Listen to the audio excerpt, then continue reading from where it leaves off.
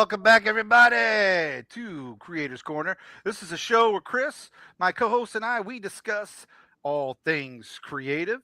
Um, we got a couple of guests with us today. We got Written Rit Raff, and we'll have DM Ray popping in just at this exact moment. He knew exactly when I was Holy going crap, it's DM Ray. to say his name. I'm a wizard. You are a Precisely wizard. on time. Or Beetlejuice. Yeah. But this is You said Beetlejuice? This is a show where, like I said, my co-host Chris and I, we just talk about being creative, what goes into creating things. We were talking backstage a little bit about some stuff, but we'll break down into it more. But That was some good conversation back there. that was a very good conversation. But I know you guys we got lots of Kickstarters getting ready to start. Chris, you got one coming up. DM's got one coming. All right, think about to drop Soon. as well. Not yet, but soon. Yeah, so we'll be talking about that, and but yeah, this is just all about creating. And but I got three gentlemen with me today. Chris is my co-host, but today I'm going to pick his brain a little bit as well because we're going to be talking about what goes into building and creating worlds for RPGs, whether it's Dungeons and Dragons. Chris has Slaughterville.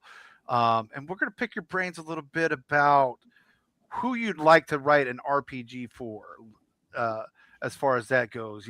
There's tons of properties out there. We've seen Batman, we've seen DC, we've seen Conan, we've seen all these, but there's probably tons of IPs that have never been written for. So I want to get into your guys' brains about that as well. But before we get started, I want you guys go ahead and introduce yourself for the crowd. We'll start with me. Yeah, we'll start with DM. Done. Let's do it. So, Ray Jameson, also known as DM Ray. You may know some of my work, also known as the Mad Caps, which has been circulating on social media. I've been hitting the pavement hard, wanting people to know when this thing launches. It's the last one. Lots of people saying hi, which is really awesome. Yeah, very nice. Love it. This thing is going to hit really hard, and I'm really looking forward to finally being able to talk about this entire story.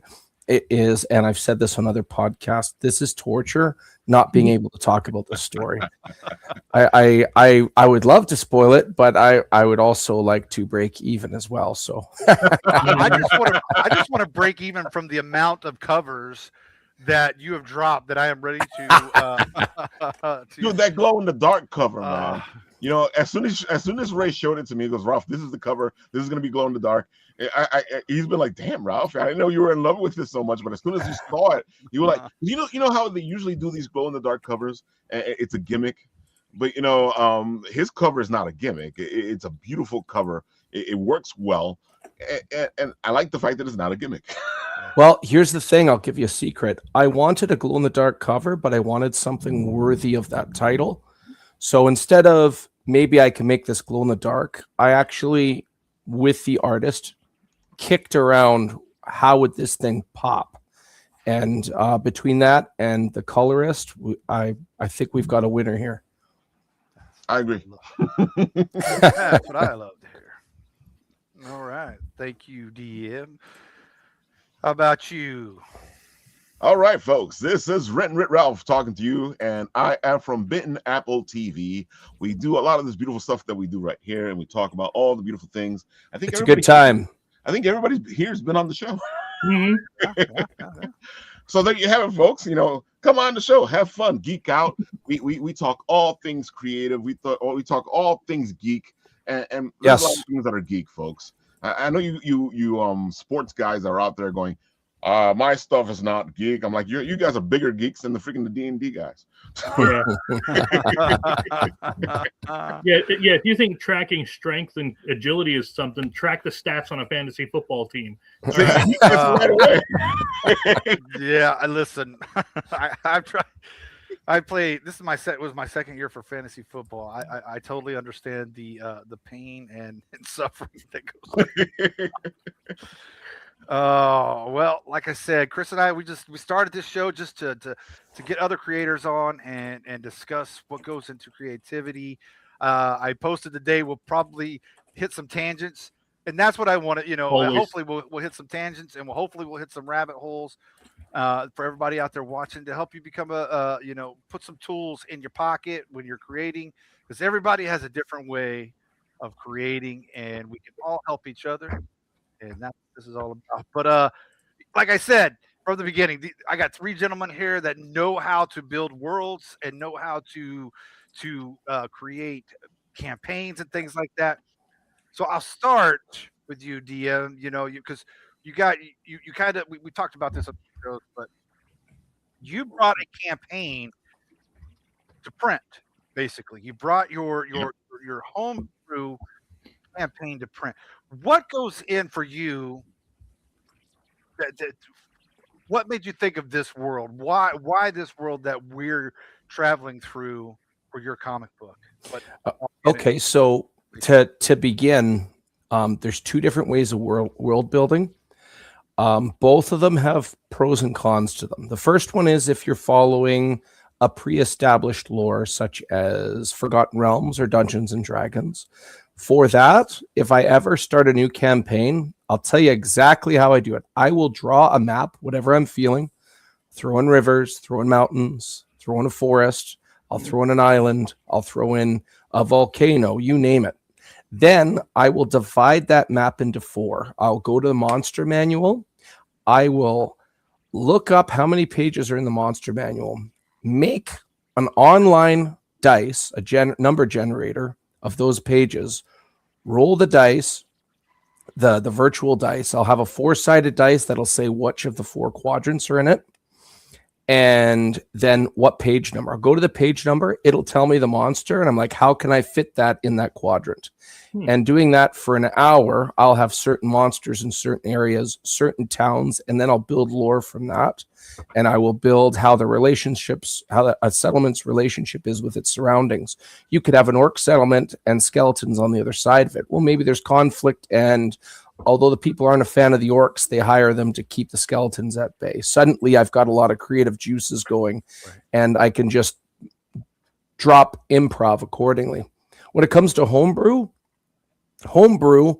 I like to do the opposite. I like to establish a large map. This is the world. And then I will focus in on one settlement that I know the story is going to begin.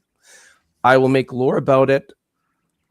A lot of it inspired from its surrounding area. And then I'll start thinking what monsters would lurk about or be openly accepted in the area, and then build from there.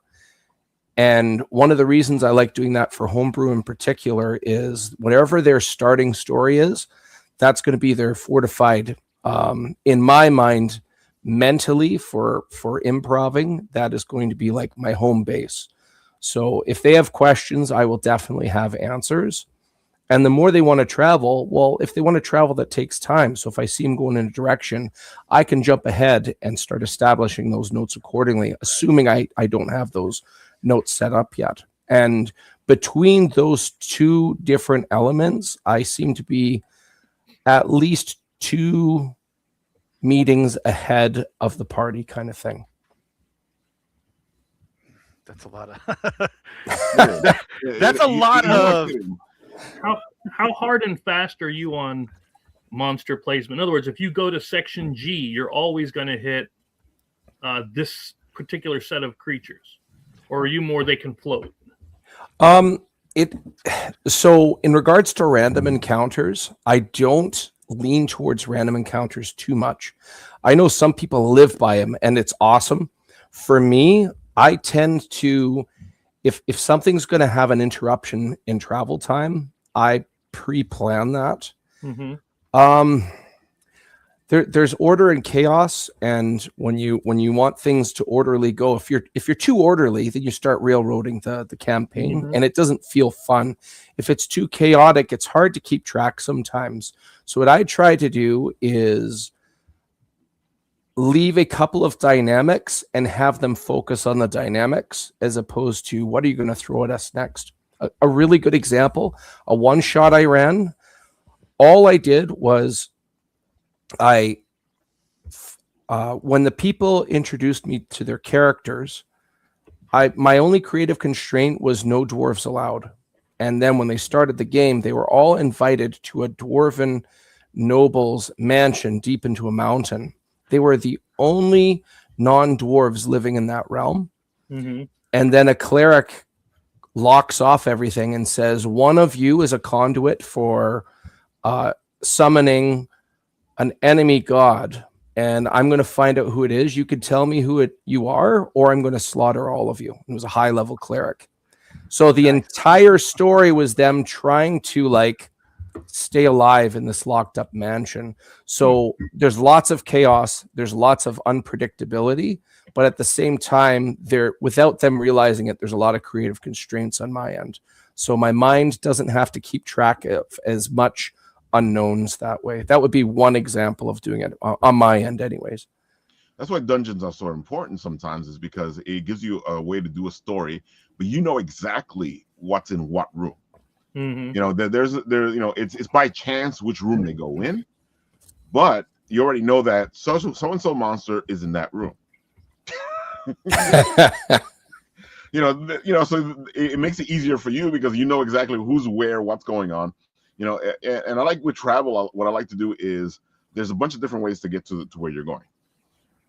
So I put, it's like, let's say it's 4, 1, 2, 3, and 4. If you go, one of them is going to have no problems. You're going to get there and nothing happened. Now, this is going to give the players one thing or another. Why didn't anything happen? How come we got here so easily? You know, so if that happens, you already have all that stuff happening, you know, in their minds, because, you know, players are suspicious people. You think? It's not because I make mimics out of everything. That's not what it is. And then, you know, I have this monster on 2 and this monster on 3 and this monster on 4. So they can choose which path they're going and they'll run into whatever run into. And I even give them a chance to make it there without even having to fight.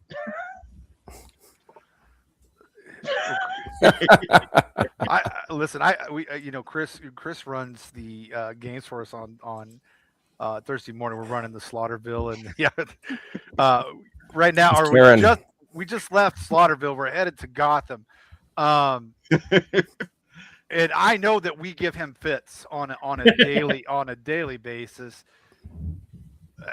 Chris, I never, we talk afterwards, but how do you handle that?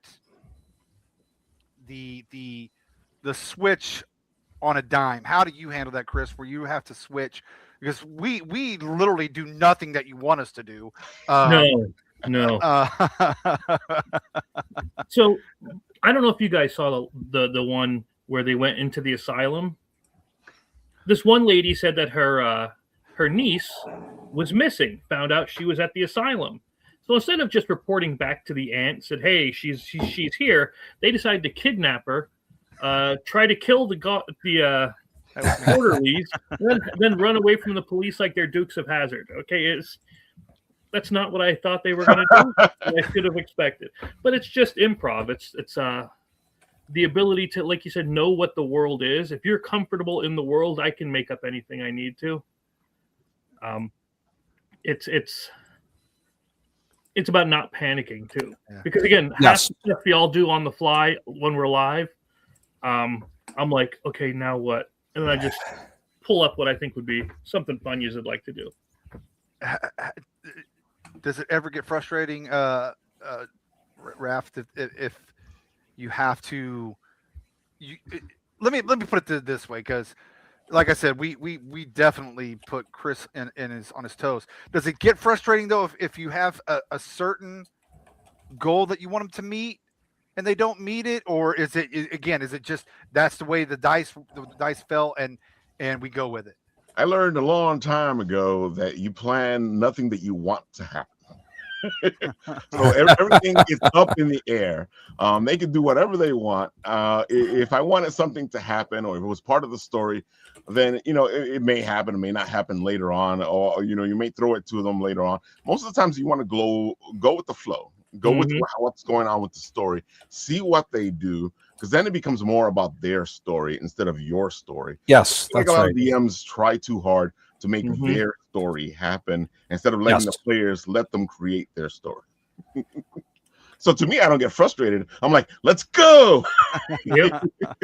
A DM, is that, I mean, like, so is that kind of how your comic book came alive? You just kind of went with whatever the guys you played with, because you said they're friends of yours. All of you based them off these characters of your friends, these characters are based off of people I know. The main difference between when we played out this homebrew and the story I made is I actually took out the players and injected my own characters into it. So in that respect, it's kind of cheating because I already know how they're all going to interact. Now, with that said, I still have to play it out in my mind. One really good tool I used for writing the story is I used Roll20, the online platform, where I actually had a board and pieces, and I actually, as I wrote out this story, I moved the characters on the board in the rooms, along travel areas, etc. What they would do, what they would say to each other, how they'd rub each other the wrong way, how they would flourish, and how they'd synergize with each other. So,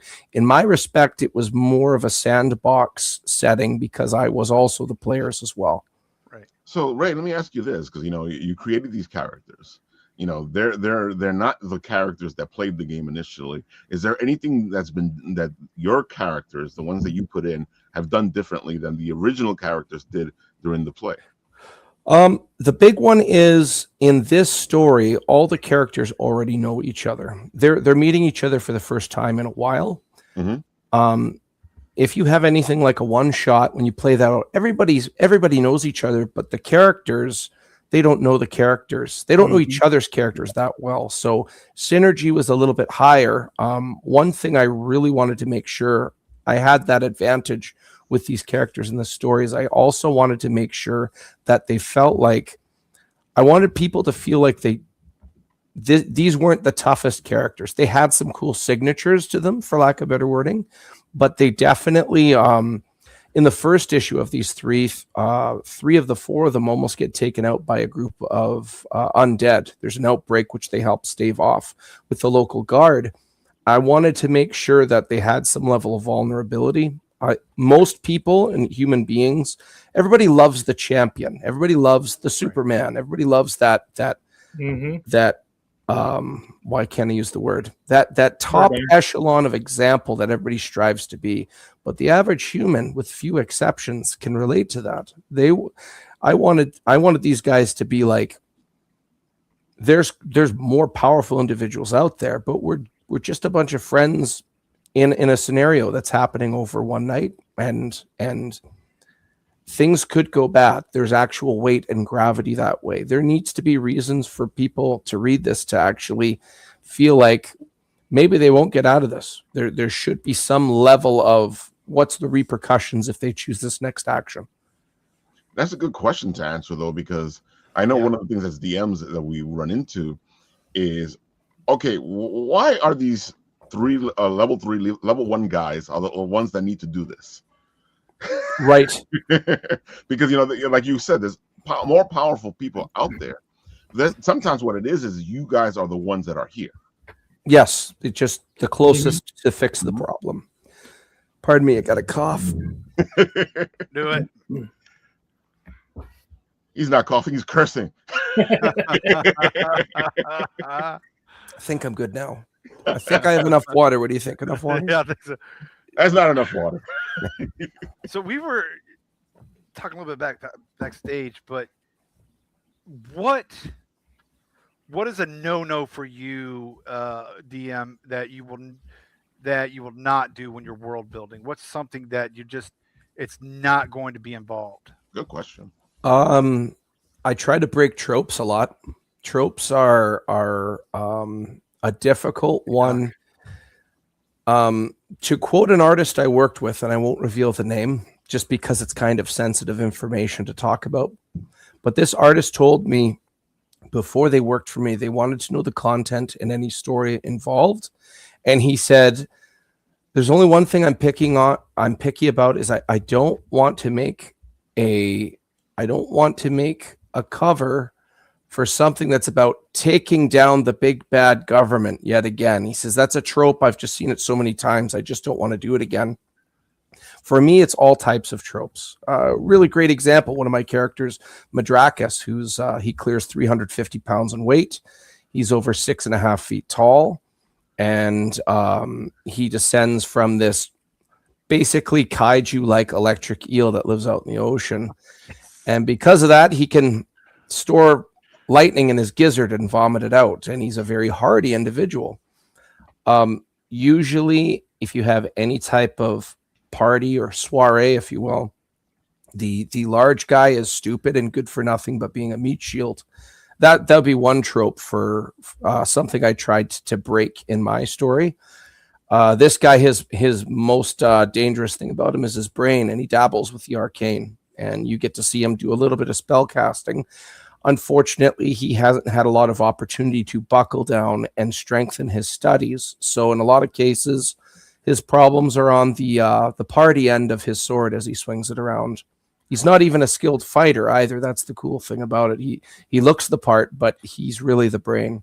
That's why he's my favorite, I think. That and the reach in out of the arm and grabbing the dude by the throat. Yes, yeah, setting a zombie's head on fire by holding it by the throat. Absolutely, that's a great statement. Yeah. Chris, what is something that you try? I mean, we talked about tropes, but something that you'll stay away from, like. We're in kind of in pre-established worlds for the most part. You had Slaughterville, we've had Path of the Pale Rider, we're getting ready to hit Gotham. But when you're creating those Slaughterville and things like that, what is something that you're going to stay away from? From a storytelling standpoint, the thing I try to stay away from is that the bad guy just waits for you. I don't want him sitting there just doing, because you see it a lot in a lot of these campaigns where the bad guy just sits there and waits.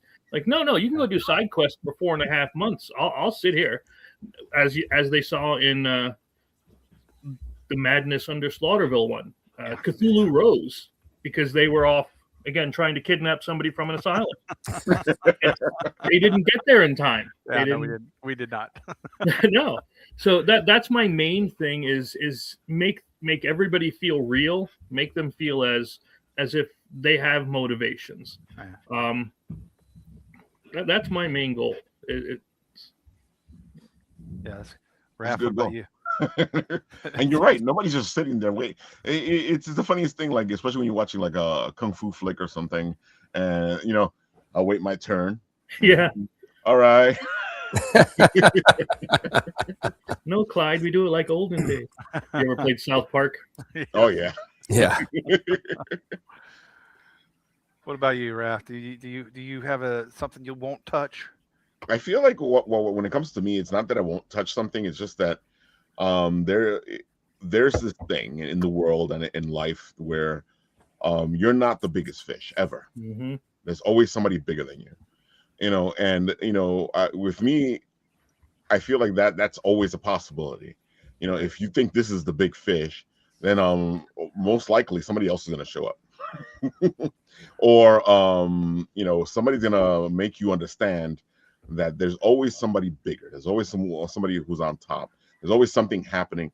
And I feel like in society as well, it's a good lesson to learn, because a lot of people just feel like, once they get to a certain point, I'm on top. But that's not the case. So with me, that's always the thing that, I don't care what I'm writing, what I'm doing. The fact that there's always somebody bigger is always there in my mind and in the story. Yeah, it reminds me of, like the Phantom Menace. There's always a bigger fish. Mm-hmm. Yeah. Yeah. How does that translate? I mean, because we all write. How does that translate over into? So, you talked about tropes. The big bad guy monologuing. Does that still need to be in there for you, DM? Like, you need to still have that monologuing villain that does what he does? It really around it. That's situational. Obviously, it's a trope.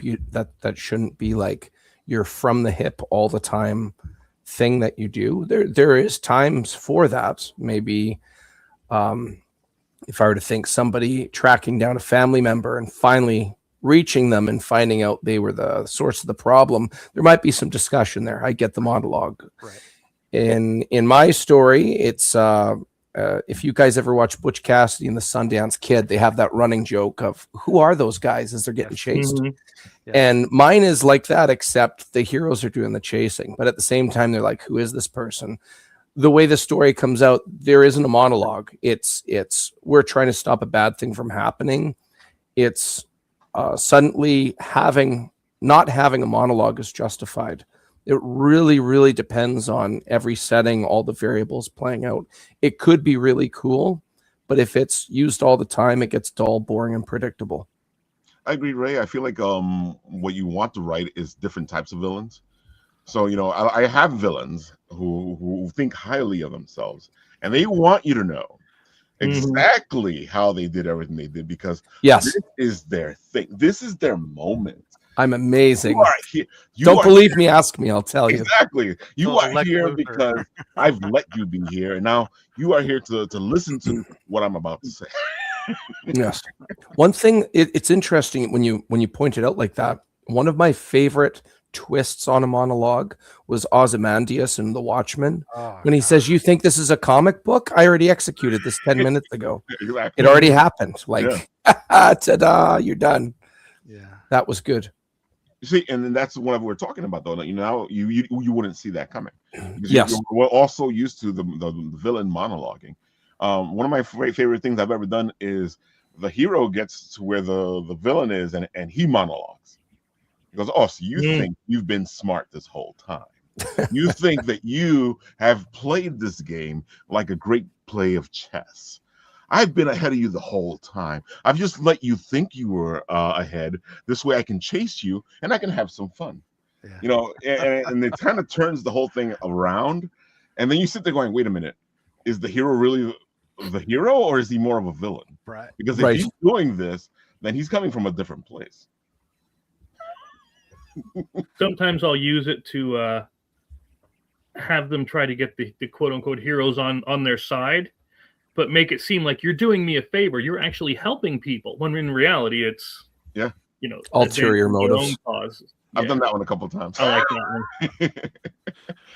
And it's great in D&D or role playing because the players are funny as much as like they're suspicious of you. Hmm. You give them one of those and they're like, "Oh, we're gonna help somebody out." They're all over it. Yeah. Don't listen to that. Don't listen. You know, one time I started a campaign. I never got to finish it, but everybody had to be evil. Their alignment had to be one of the three. So lawful, neutral, or chaotic evil. And when it started off, our level 0 meeting, so everybody establishes their characters. We did it a little differently. I set up 3 dice with lineage, background, and class. And then I said, everybody gets to pick. I'm going to roll, announce it. You get to call it. If more than one person wants it, we'll do a roll off. So eventually everybody gets all of their characters all picked out. And I said, we're actually going to start the game right now. They're like, I haven't established my character yet. And I said, I know. And it's going to be awesome. So they all wake up and they have amnesia. They don't know their background. They can't remember anything. They have just common clothes on and they're all caged up. And this gnome creates this ritual which bonds them all to each other. And they're able to break free. They're actually really close to a goblin settlement.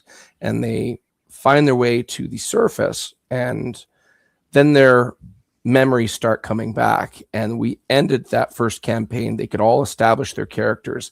In the second meeting, they were able to get back to the town where they're kidnapped, find all their gear. And since they're all evil, one of them starts or tries to hit the other one. And everybody takes damage. They're all bonded so they can't hurt each other. So suddenly they're like geared after like this gnome and they have to work together because if anyone gets hurt, they all get hurt kind of thing. Mhm. And they all can't stand each other. It was a really good time while we were doing it, but it's good times.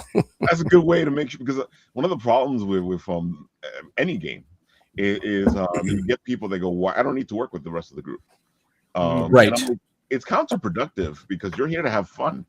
just for the fact, like, and I'm going to tell you players out there, just for the fact that you want to play this game, and I understand you're playing your character the way you play your character, but because of you're playing this game and you need to work with these people, then what happens is your character also has to figure out a way to work with these people, even if you don't like them. Because your character knows this is the goal. So I need to figure out how to work with them so that I can accomplish this goal. Once the goal is accomplished, it turns into all bets are off. And I always feel like villains are like that too. You know, I know there's villains that will take the chance to do whatever to whoever whenever they can. Right. But if you're a villain and you're a planner, then you understand I need to deal with these people at least until this happens. So until this happens, I need to work with these people. Yes. You know, and that's just logic. You know, unless you're gonna mess yourself up by doing something else and not letting what you need to happen, but then you're working it against yourself. And why would you work against yourself? You know, and I understand again where some people's egos are bigger than that. Yeah. Most of the time, you know, those are rare people. Most of the time, most people go, I need to get this accomplished, so I'm going to make sure that this gets accomplished.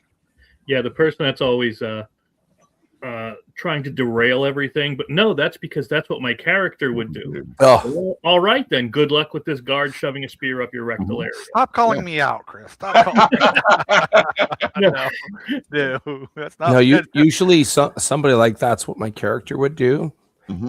If that person is that selfish, everybody has a virtue, and as a dungeon master, I do not suggest this in real life, of course, but as a dungeon master, all virtues can be worked to your benefit. So if that person is that selfish, you incentivize them to have a common goal with the rest of the party. If maybe the top right hand of the big bad evil guy has some specific slight to that ego-driven person, that ego-driven person is going to stay with the party to get to that right hand. No problem. Suddenly you've given some diversity, but at the same time, still wrapping them around the same goal. Yeah. And sometimes that's what you have to do. You have to figure out how to get this person who's not working with the rest of the group to work with the rest of the group. And you got to play games. You got to figure out, okay, if I do this, will this work? If I do that, will that work? Or you kind of go, dude, if you do this, then you're going to get this special thing at the end, you know, but you have to get there. Do you find ways to in-game punish them in a way though? when you deal with those people? I've never been in a group like that, so I don't know, but I try to avoid it because it kind of affects the whole group. Right. Morale, yeah. You know, the other thing is this. Speaking of affect the whole group, if you're going to do something, and you're a player, you're going to do something, it affects the whole group. Oh, absolutely, yeah. So now, there's times where I don't have to do anything because you did something stupid. Now the group is paying for it, and they're going to make you pay for it because you know you're not in control of the group. Right. You're definitely not going to throw fireball inside of a hallway. Yeah. You know, I mean, What's the term? You play stupid games, you win stupid prizes. That's what I'm always worried about when we get done with our games on Thursday. I'm just like, oh, I'm like, Chris, I hope I didn't drive you crazy because I did something. No, I think we compliment each other well on that part. Yeah. I mean, it was even like when you guys were trying to escape from the asylum and then the cops were ready to let you go. And then Pops was like, no, we're going to shoot this out. And I'm like, okay.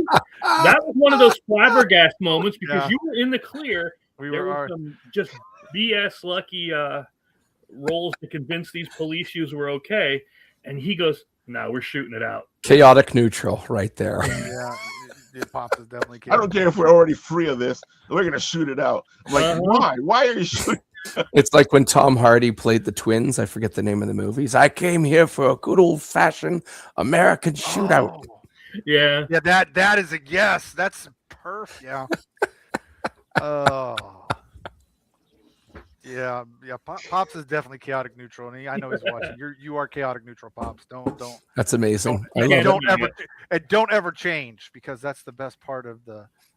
How do you handle so I do I'm playing also in a D&D on Wednesday, and I've finally taken a character I've never played, or I'm playing a paladin. I've never played a paladin, and are you more apt to learn along or help them learn along with you, or is it kind of just throw them into the fire type thing? Not that that's happening to me. I'm curious because I am really learning a paladin. I feel like sometimes I'm screwing it up in a It's way. a little bit of all that stuff that you said, Dash, because what you want to do is you want them to learn. At the same time, you're throwing them into the thing. Sometimes the story itself helps you out, though.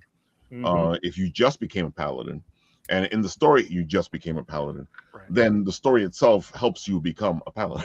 Yes, That makes yes, sense. that's Yeah. right. Yeah. You know, if not, you're gonna learn all through everything, how everything works. It's possible, you know what's like do the story where you're a paladin, but you're not a good paladin. I would say I'm not. Well, an oath doesn't mean you're following the local rules. That's Exactly. the thing. A really good example of this is I've never played as paladin, but I've made this character I've always wanted to play out. His background is criminal, Right. and his oath is protecting and serving towards a very certain dynamic going on in the world. But because it conflicts with the laws, he gets thrown in prison a lot. He still has all of his divine support, but he's a criminal.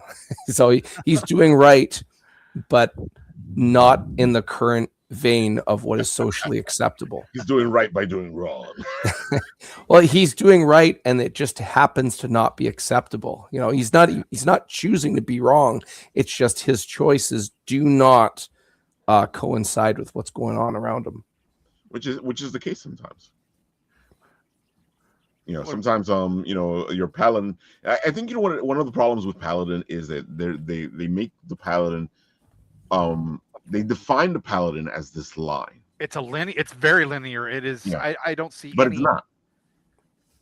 It's both at the same time. I was gonna say it's the same concept as the righteous superhero. The righteous superhero is righteous because other people call him righteous, Right. not because he sees himself as righteous. You know what I'm saying? So it's because other people are calling him righteous that he's righteous, and then other people judge him by how they're calling him righteous. You know, so I always feel like it's like Jedi. You know, it's the same thing. This line like this, but as we've seen, especially as the stories progress, sometimes the Jedi aren't exactly the best of people. Right. Yeah. You know, so I feel like it's like all people. Paladins are going to be in all parts of the spectrum. You know, because every time I see somebody play a paladin, it's always like, I am this guy. The rogue just did something wrong. I must do something to the rogue. I'm like, no. The rogue's there to help you, buddy. I've learned that, but you can play that type of character, but at the same time, they're not all like that. Yeah, they're not. No. Chris, do you got anything you want to add in on that one?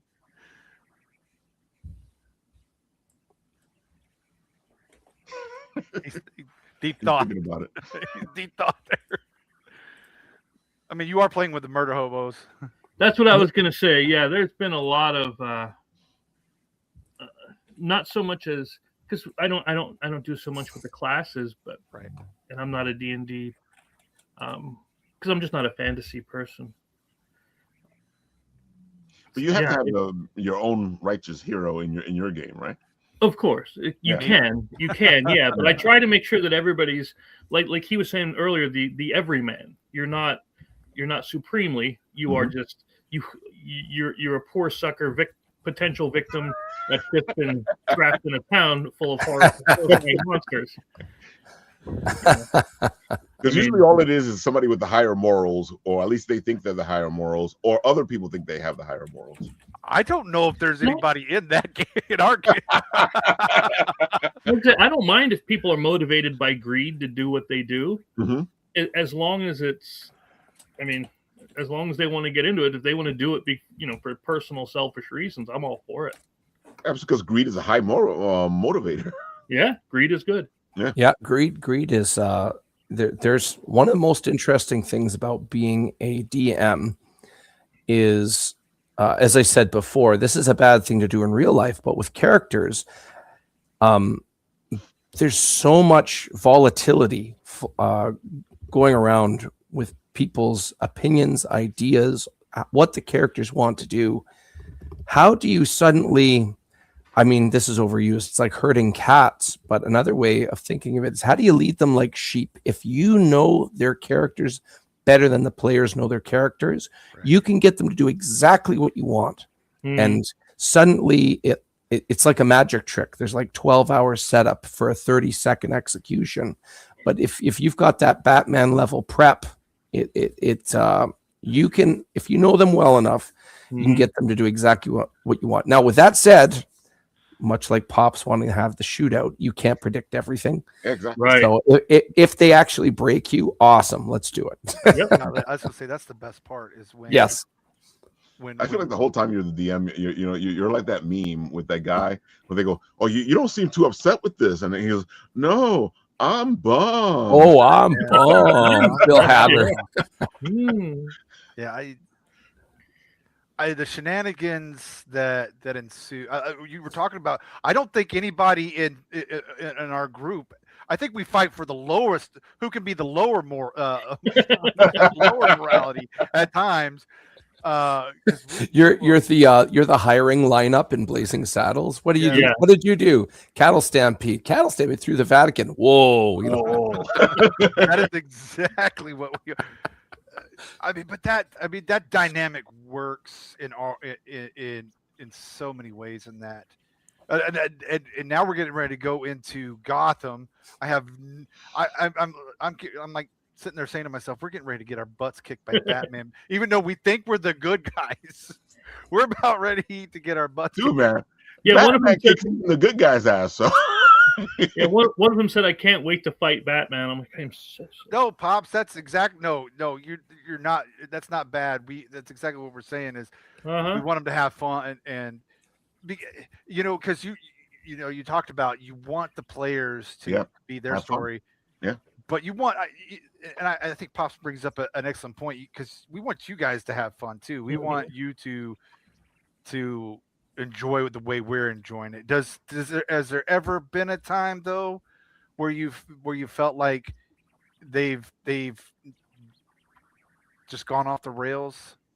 I think if you are the kind of DM that has to have their story happen, you're gonna get messed up. Your story, because they're gonna the players, and it's just the nature of the beast. The players are gonna do something that's gonna mess up your story. It's just what happens. It's just the nature of the game. You know damn well it's gonna happen. And if you are so stuck on your story happening the way you want your story to happen, that you're not gonna have a good time. Yep. Everybody has a plan till they get punched in the mouth. Yeah, Mike Tyson. That's right. Or till you fight Baptista. My God, yes. We fought a room full of Batistas, and it was not fun. See, Tyson is a perfect example. You're in a boxing match. Do you expect somebody's ear to get bitten off? No. See, that's the player. Yep. See, yeah, man. My story. I saw a meme once, and it said the DM has had enough of your nonsense. Here's Cthulhu and power armor. Yeah. Enjoy. Oh my God. I gotta say that happens when the crew is just like kind of trying to mess you over as a DM, and I've had that happen a couple of times where they've decided that they're actually engaged in messing the DM over. And I'm like, dudes, we're all here to play and enjoy ourselves. This doesn't like help anybody out. Then, I feel, again, it goes back to the whole thing. There's always somebody higher than you, and the DM knows what's higher than you. Yep. Yeah. So, all the DM has to do is like, okay, fine. Here's a leech. Yeah. And I never try to be antagonistic with them. But there are times when I have to pause a moment. Like if I'm telling them, here's a guy actively kicking a puppy while punching an orphan in the face, or this old lady crossing the street and they go attack the old lady because that's what the murder hobos would do. That was what we would do. But. Yeah. So, I mean, you run with it. you adapt to it. Now that wasn't an old lady; that was a illusioned, something bigger. Yep. What I would do is I've done that probably before. something like, okay, you've now been visited by a patron who likes your evil deeds. Yeah. And then have that patron just bury them. You want a multi-class, right? You want to do this. You want that Eldritch Blast, right? It's going to be great. And again, it goes back to what I'm saying. There's always somebody bigger than you, and you need to realize this, especially in D&D. The way the game is set up, there's always somebody bigger than you. I don't care what level you are. or role play in general. When I was doing Vampire the Masquerade, I had a group that was just like really high on themselves, and they thought they could beat and defeat everything. And with Vampire the Masquerade, the higher gen you are, the more powerful you are. Yeah. So all I did was like, okay, fine. If you guys think you're that powerful, all of a sudden they were facing one of the premier guys themselves. I think it was which one was it? It wasn't Bruja, but it was like they met the person the clan was named after, right? And that was a whole other game after that. Hey, there's somebody always higher than you. Yeah. Do you ever change? So I know you have like a pre-established world when you're building. Do you ever change the world? I'm not like talking like drastically, but change it to meet certain things, or is it easier to just let, or if there's certain dynamics that are resolved before, for example, let's say a home base of these bandits, but they end up resolving the issue without ever having to go there, I'll repurpose where that bandit's base was. Because they're never going to go there. There's never reason for little things like that. I switch up a lot on the fly, and it's not really an issue because I just type it. Right. I find I see where, because like I'll have this even goes from your writing. I'll plan something out, but I'll have to change even mid keystroke. I'm like, that's not going to work there. Even though I had it set in my mind, it would work there. So I didn't know if it kind of translated the same way for you guys. Like, I know Chris has probably had to change. Dude, I feel like DMing is like writing, because and I say this all the time, and I use it right. I use the whole analogy of role play and all this and that in writing itself.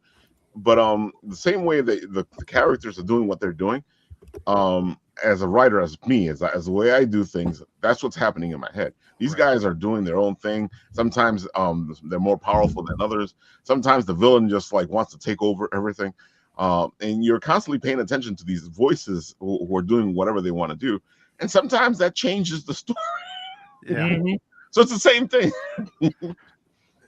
Like, sometimes you got to go with the flow. Yeah. Like even an NPC can change again. Yeah. Mm-hmm.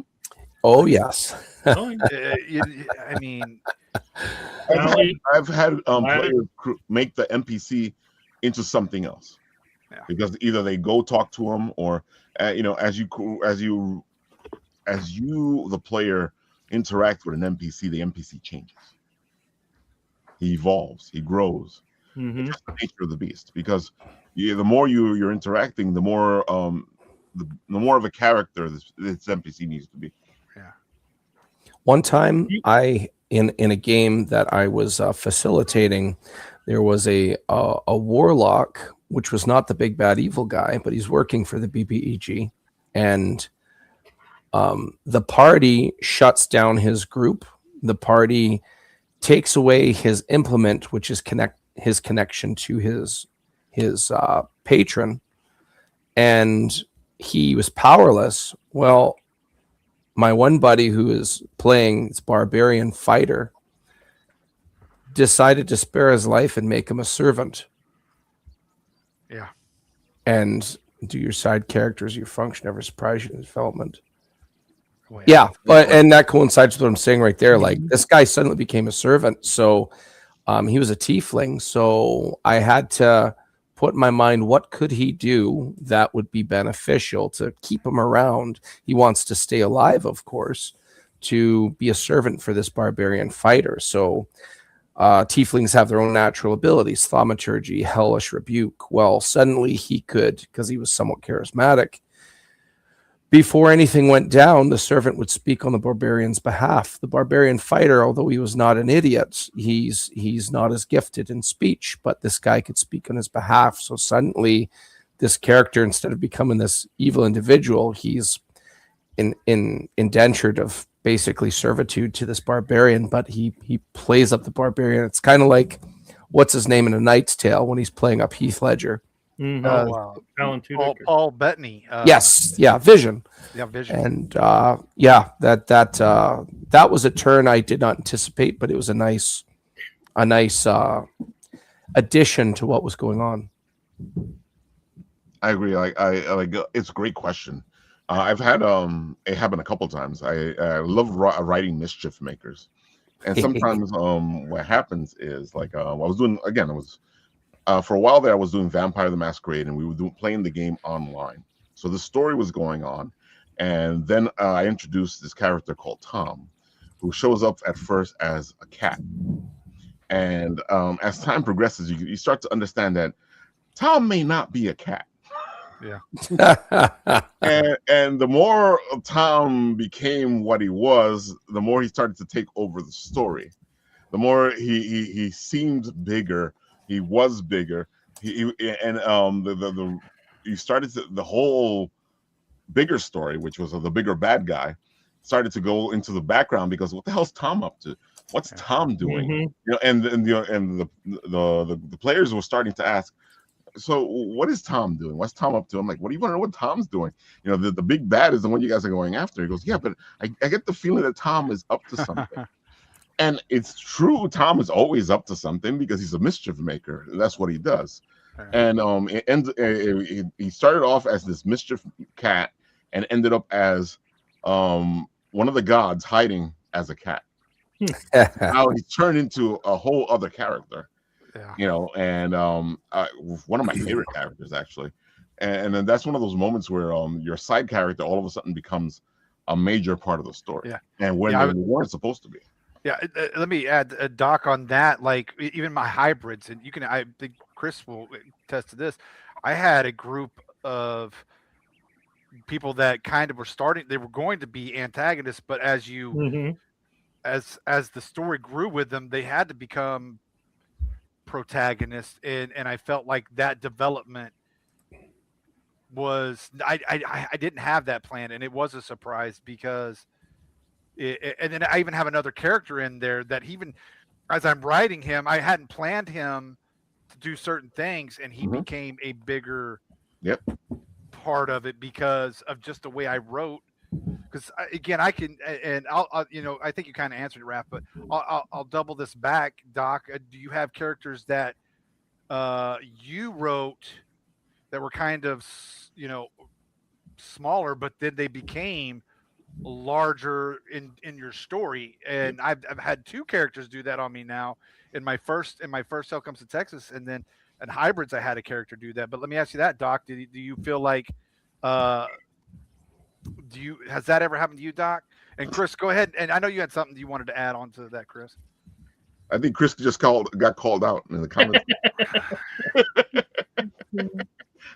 No, it's I mean, you take a look at Dante and Karen, for crying out loud. They were players. Right. They were characters, and now they've been, I don't want to say elevated, but they're more expected to be in a story now. They've taken on a life of more than just whatever the player was. You know, it's pretty cool. I just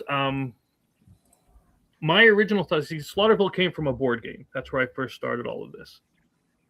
Oh, Jake Bishop has taken off like a madman, and I'm hoping we take him into crazy stuff. Yeah. Like I said, it's. I just like how Karen just transcended the game altogether. Yeah. Mr. Chris Brown Pants, as I always remember her saying. Yeah. Oh, Karen, I haven't had a run-in with Lori's Karen, but I had a run-in with Chris's Karen, and that Karen made me shave. I would say that Karen made me shave my beard a little bit. Yeah, she is quite possibly evil. Oh yeah, she's But yeah, it's. I always like when these kind of characters can take on or become larger. Like I had I the agree. mayor was Yeah. originally supposed to be pure, pure evil. Right. Well, it just didn't. Something about it just didn't feel right. So I ended up where he's a reluctant warden of this town in Slaughterville because now he's not he has to allow these monsters to kill people because that's part of his contract, and otherwise they're going to get out and they're going to kill everybody. So it's feed him a little bit, but yeah, all of that started with a board game. He was a side character, just a one-off villain thing, and now they blossom, and it's pretty neat. I think that's better for for your creation though. Is I think it helps because it's like we were talking backstage. It's just, dialogue can take you from one spot where you didn't even know you were going to go, but that's just the way that the dialogue worked itself, and then they almost by happenstance they interject themselves into your story. So I think that's the best part is the surprise characters that do come out of something you hadn't even planned, because like what Chris and Doc were saying, Jake Bishop went from a side character to now becoming a character all his own. You got Chris writing Jake Bishop, you've had Doc write Jake Bishop, and where they take it. And I'm 90% sure right now that Karen is Lori's nice side. After I remembered what that mustache thing that she did. Oh, I have to throw this up there. A little eye candy in the corner. Eye candy? Oh my goodness! How are you doing? I've got a fan. That's okay. That's all right. I'll take it. So I can't see name tags if you write as well as Chris. I don't know what's going on. Hi. Good times. There's Great conversations. You're saying, Ra? I was saying great conversations. This is like it goes into the nitty gritty thing, and it's funny because it's just like Dash was talking about, because you just did the thing where you were talking about good and evil and your idea of what the whole thing on your Patreon on your Substack, and the conversations are great to have, because I feel like a lot of people when they write, they create these villains who are evil, and that's what they are. They're evil, right. And you're like, wait a minute. Most people, like, I'm not going to say there's no evil characters, but most evil characters have a story. They were something first. If I always like to say the hero's journey either leads to you becoming the hero, or to being the hero, or becoming the villain. Yeah, because it's shout out to Vic, my interior artist. Sorry, go ahead, Raph. But that's why I like Dexter.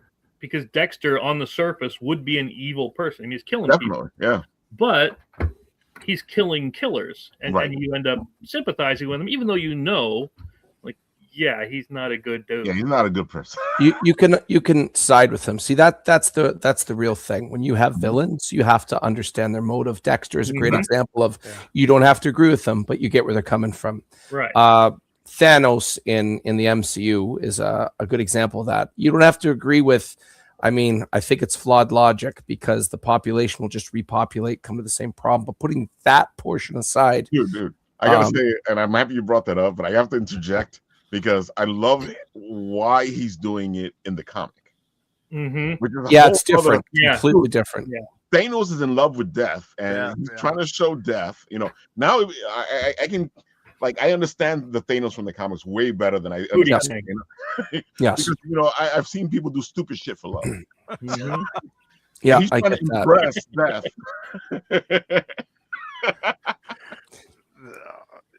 Stupid stuff for love, such as leaving comments for me. Yeah, right. In the comments. Let me.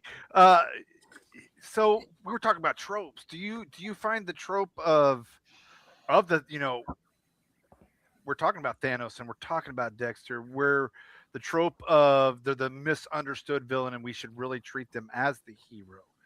Like, we're seeing that with some of the, listen, I love Breaking Bad, not a bad example of that. Yeah. I love my Cruella DeVille, but don't try to make her an anti-hero. I love my Cruella DeVille as the snippy old lady that wants to get all of the fur coats. I loved her that way.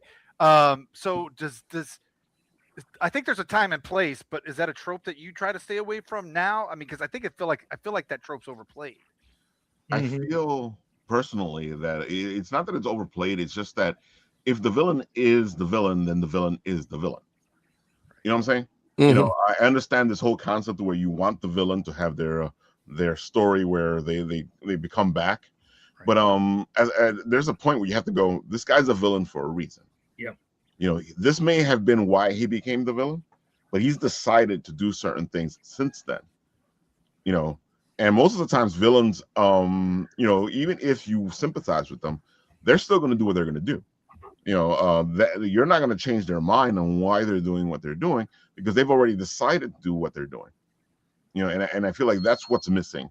Like you can have a way to understand the villain, but this guy is not going to go change his way just because, you know, you blinked at him the right way, you know, or you gave him a hug or something like that. Yeah, they're going to view morals as cheap. You got to sway him a little bit more than that. Exactly. Yeah. I feel like if this villain is gonna change over to become a hero or to have something else happen to him, it's because something major has happened to make him do that. Most of the times, you know, because I find, especially in society and what we're seeing today, people are just gonna do what they want to do, even if you kind of like show them the light. It's like, okay, whatever. I'm already doing this, so why am I going to stop? Right. Yeah, and I like what Pop said. Not every villain needs a redemption arc. You know, I mean, but that's the point. Yeah. I still think that the villain needs to think that what they're doing is the right thing for them. They might be doing evil, but to them, this is necessary. This is what I have to get done. Yeah. I mean,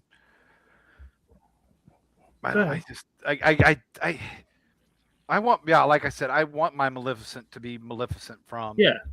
Jason Voorhees, I feel bad for his backstory. Like he drowned as a kid, but he's still, you know, I'm not going to sympathize with him. Yeah. No. He's a masshole. Yeah. Yeah.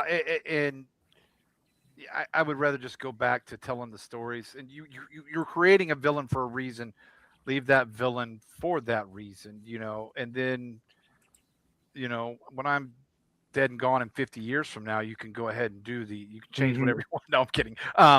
No, I'm kidding. I kid. I kid. Yeah, that trope bothers me. Let me ask you this, go ahead, Chris. Go ahead. I said there has to be a supremely compelling reason for me to turn the bad guy into somebody good. Whether it was they were mind controlled or whatever it is, their fundamental worldview has to change. Exactly. Because originally what they're doing is, like I said, they think they're right. Most villains think they're right. Most villains think they're the good guys. Yep, exactly. Yep. So just because you showed something to them doesn't mean they're going to be like, well, I don't have to do this anymore. No, it just proves to them that they're doing it for the right reason. Yeah. Most of the times, if you talk to the villain and the villain reveals all the stuff, and then you sympathize with them, they go, "See, I'm doing this for the right reason." Yeah, just like I was hoping they did this with the Nightmare on Elm Street remake, was where Freddy didn't do it, right? He wasn't the child murderer until after they killed him. So yes, he's doing it for revenge, but to him, it's, I'm the one getting revenge on people that did me wrong, but you're still freaking Freddy killing people in their sleep. So you're still the bad guy. Yeah. Him, it's. I don't know. No, that's good. You and I have talked about that, Chris, where that would have, that would have been a good story arc. Let me ask. So, like we talked about, there's a bunch of IP. We're seeing things on Kickstarter. People are putting Kickstarters with RPGs such as Thundercats, things like that. Is there an IP, Ray, that you would like to write for as far as an RPG goes? Is there or something of that nature that you just haven't seen? For RPG, I would like to do something that has a cult following that isn't necessarily mainstream. What I would do is I would read up on it first, go full into the lore, and then try to make the thing that the cult following appreciates about it. I think that would as the kids say nowadays, that would slap. I got so much Riz. I'm telling you. Oh man, Word. full of Riz. According to the comments, I've got so much Riz, man. You do have some Riz. But I think this is one of the things. There's throwbacks. There's things that aren't that popular anymore that were really popular back in the day. Right. And like, for example, I've just started watching with my kids Gargoyles from the 90s with Disney. Yes. Great show. Nobody talks about it anymore. Yeah, sure. Game that just came out, and I think last year or the year before, they re-released all the comics that were made for that, but it doesn't really hit. I would love to do an RPG on that, because think of all the dynamics of what kind of bludgeoning damage a stone gargoyle in the day would take. Little things like that, I think, would go a far way. As soon as you start bringing in character arcs like the Archmage and the Gamora Marcanorum, and then Oberon and everything to do with the Fae and iron weapons. All the different cult or clans. I mean, all the Yes. different clans that you could bring. Yes, in. yeah, South America, Japan, Britain. There's so much to work with there, and something like that I would be very interested in doing. That actually would be a great game. I think so.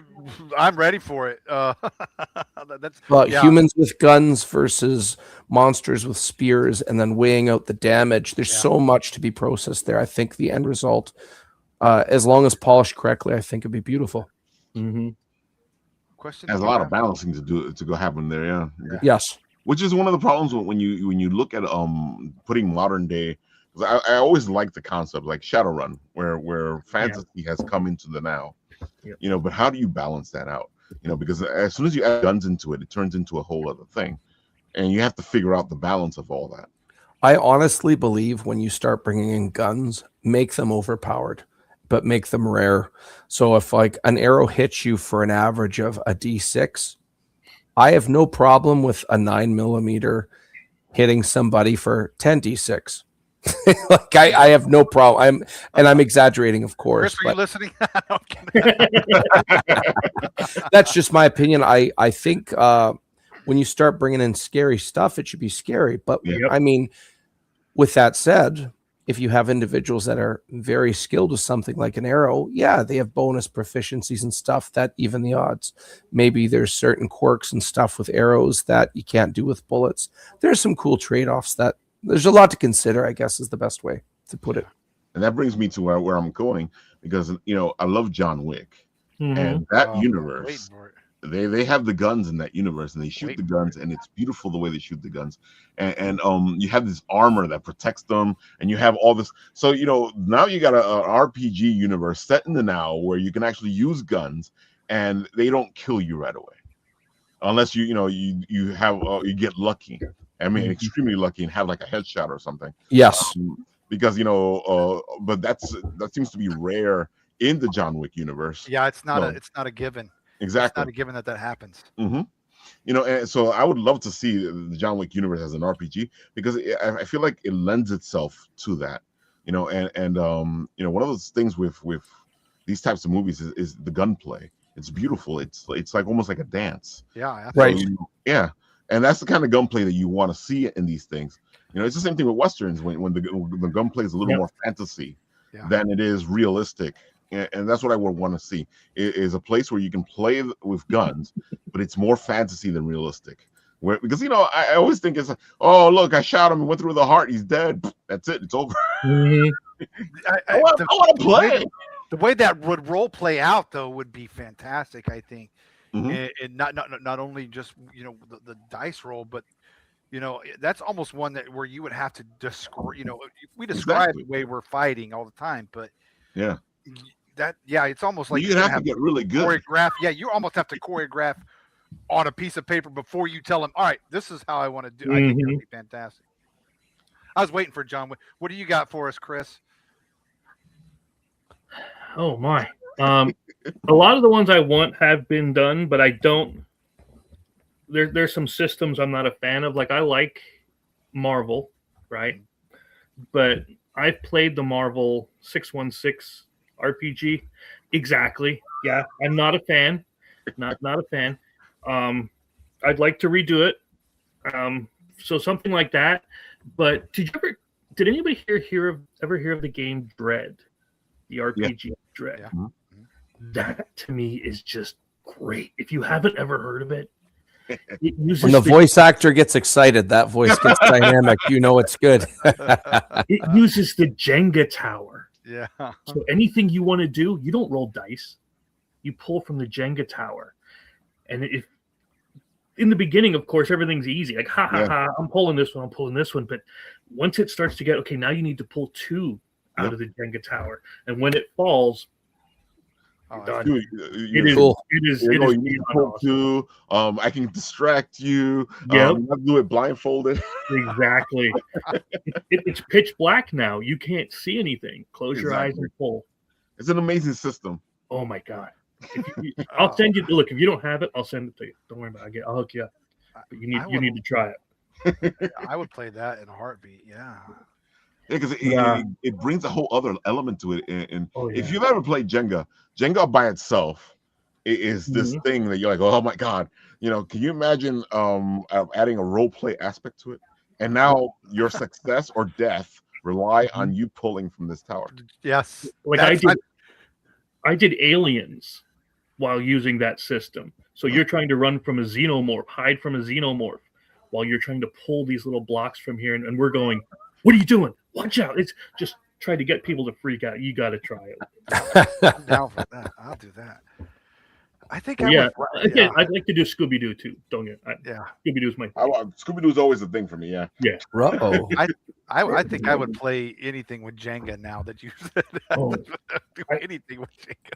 I have my tower. Imagine if it was that full-sized Jenga tower that people keep. That would be sick. Big one. Sorry. No, We scale it up with 2x4s instead of There you go. blocks. No Yeah. doubt. You're only allowed to use sledgehammers, though. Exactly.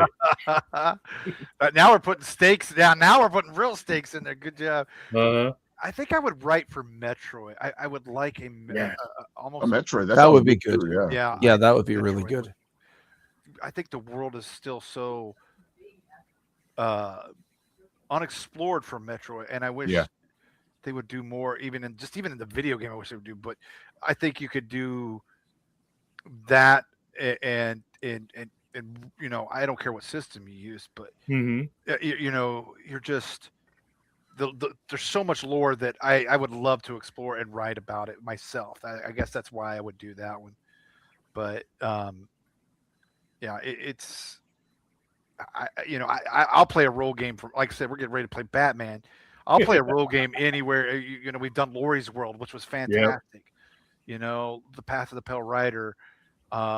We go from a world where we can't die, and we'll come back as something. Yeah, and Chris did an amazing job writing that one. You go from that, and then you go into Slaughterville where you can die. Yep. And we're walking away from that world almost dead in perpetuity. We're getting to go to Gotham now. We're all in a position where we're not even healed.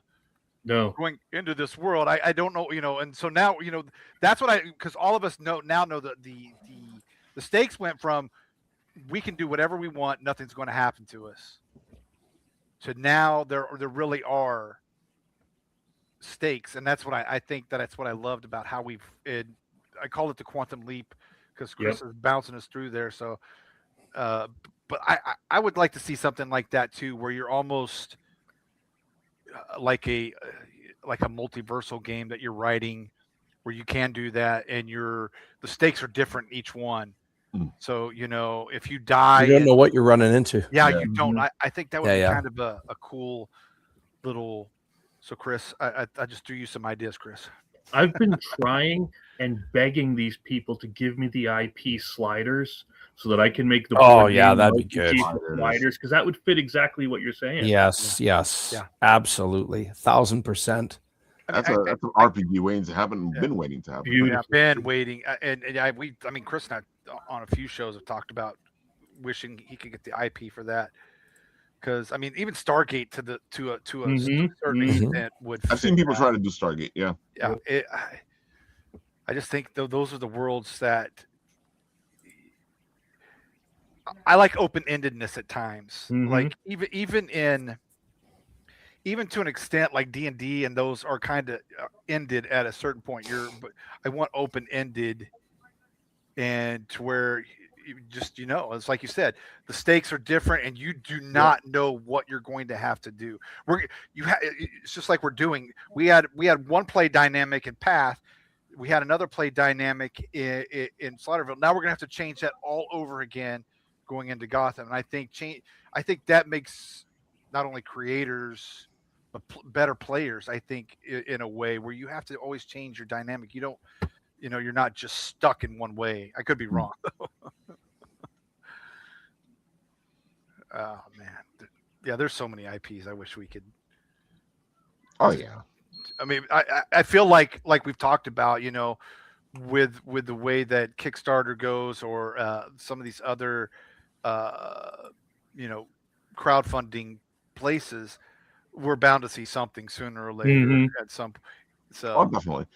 I'm always amazed what pops up, especially like when you're least expecting it, for role playing games or for anything, because you'd be like that, like, dude, somebody actually did that. Mm-hmm. Somebody actually did that. You Yeah, start man. being surprised. Yeah, I have like there's one I never knew existed, was Army of Darkness. So I got it just to have the Army of Darkness RPG. If you ever heard of Everyday Heroes, Everyday Heroes has modules for tons of different movies like The Crow, Total Recall, Universal Soldier, and just a bunch more that I can't wait to run these poor murder hobos through. speaking my language. Speaking my language. Oh, so what would be your dream scenario, DM, as far as the game goes? What would be your dream scenario? Well, I hate to use the phrase living the dream, but I do have some projects on the side that I'm holding close to the chest right now. I can't say anymore, unfortunately. You said enough for me right there. You said enough. Unfortunately, in 10 minutes, I got to go. Okay. But Yeah. I've got to jump on another podcast here too. Between now and 9 days from now, I will have been on TED podcasts. So hopefully my voice will see what Ray does. Yeah. I think in regards to, if you're going to do something, it has to be unique. It has to be something that people are going to appreciate. The combination of uniqueness plus things that people like, when you combine it, it should have the response of, how come this hasn't been done yet? To quote Todd McFarlane, when he first started getting into the toy lines industry, he looked at it like clay. He says, it's just clay. We just made cooler shapes. But everybody else would always say, how did you think of this? And for him, it was, how come this just hasn't been done yet?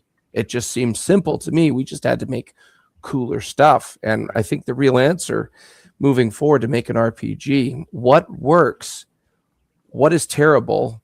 How do we avoid the latter, embrace the former, and add things that haven't been done yet? I think that's is silly. I mean, it sounds so simple saying it out loud, of course, but I think that's what it really breaks down to. Very nice. Well, you got Mad Cup. You're still open for backer or for Followers right yes, now. Sir. When do we drop? We drop in April.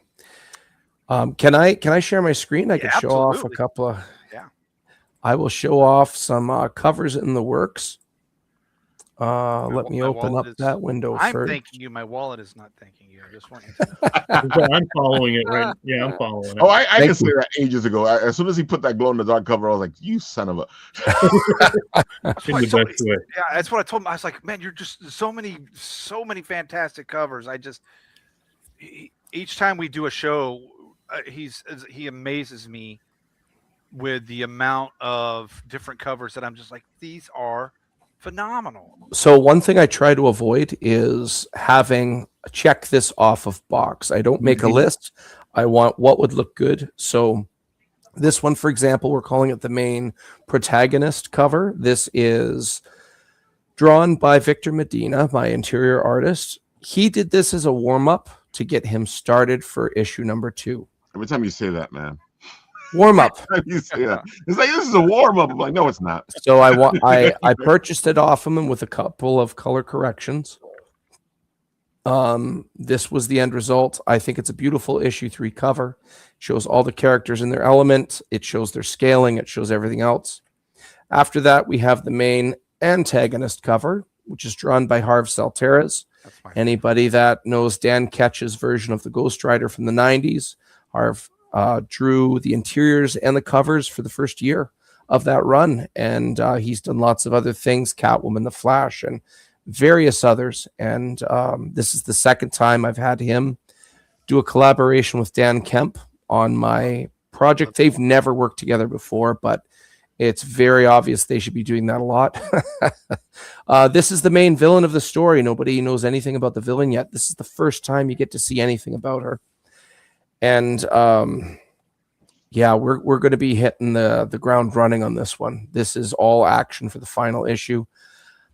The back 2/3 are all action. I got to explain everything that's going to crash together before it happens. But this elven necromancer appears to be at the source of what is going on with this fictional drug, which appears to be making undead citizens. And then after that, we have, of course, the glow-in-the-dark cover that Raph definitely loves. Everything white there will be glow-in-the-dark. I think it's really going to look beautiful. I'm looking forward to Dave Kemp colored this. Pogs Art is the artist. That's his alias. You can find him on Facebook and Instagram. On each of those, he has over 175,000 followers.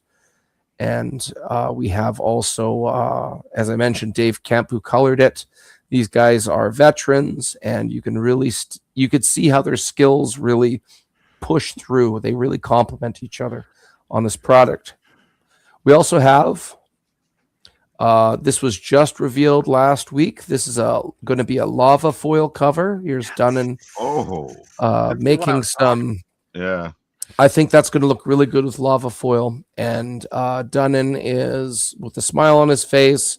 Oh, and I should say that each cover has something to do with the issue. So that'll give you some more intrigue in regards to this cover. There's going to be. Like I said, he does it so that it has something to do with it instead of it being a gimmick. Yes. I want it to uphold the content in the story. You can have, I mean, if you have a dessert that's predominantly icing, it's great, but it's too sweet, too much. Yeah. You got to have a good cupcake to go with it. So the story, I wanted the icing to complement the cupcake underneath it.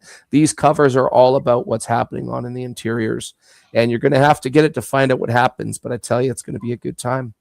The other 2 covers, variants that I have for just the main protagonists, are not finished yet. Here, it's almost inked. That's done by. Oh, hold on. Shout out to Fish Lee, who did everything on that cover from soup to nuts. We love Fish Lee. Yes, I almost missed that. I apologize.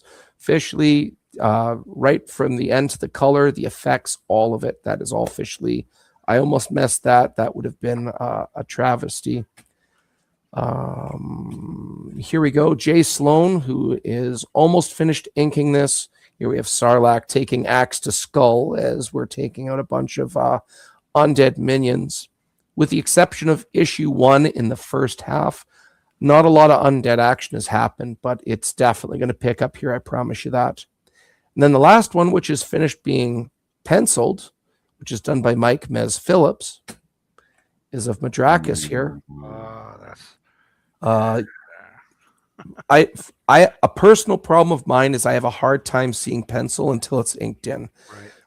Some people, if anybody else has that issue, that's not everybody else, but there's actually a full moon and a cloud on his back. You could see him holding his sword, but you know it's serious when he's carrying his spell book in his other hand. And I think this thing is going to hit the. Let's just say we're throwing down like Greeks holding dishes here. Opa! But that is all I have to share in regards to covers. There are That's all I have to share. Like, that wasn't amazing. There are 4 more covers coming out. Usually I don't have that many, but it's justified and it'll be very understandable when you Wait, see them. is each cover going to be special? Because you got the glow in the dark, you got the lava. Are they each going to be something different? You know what? I can't say. There is one more special one. There is one more special one. So not everyone has an extra thing on it, like the glow in the dark, the lava foil. Not everyone, and I can't. There's a lot to show off. So if you guys want to know when this launches, anybody listening right now, even if a couple people here made the joke about it being a their wallet's crying. Just clicking follow on the Madcaps issues 1 to 3. You can find it on Kickstarter. Mm-hmm.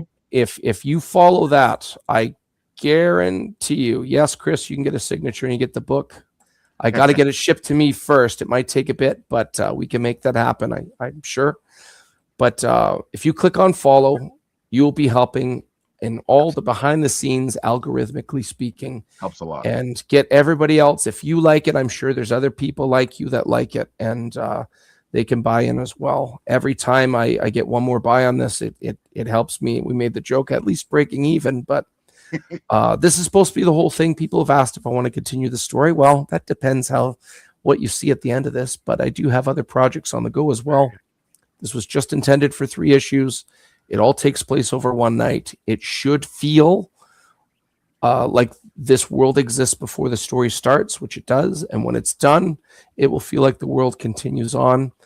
Issue 1, the first page, has the sun going down. The last couple pages on issue 3, the sun's coming up. It's a full night, complete package.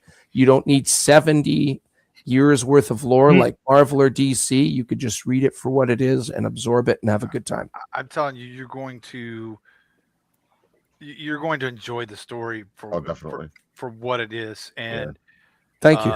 And the art, again, the art is beautiful. All the covers are, and just like DM said, you can back it without even spending it.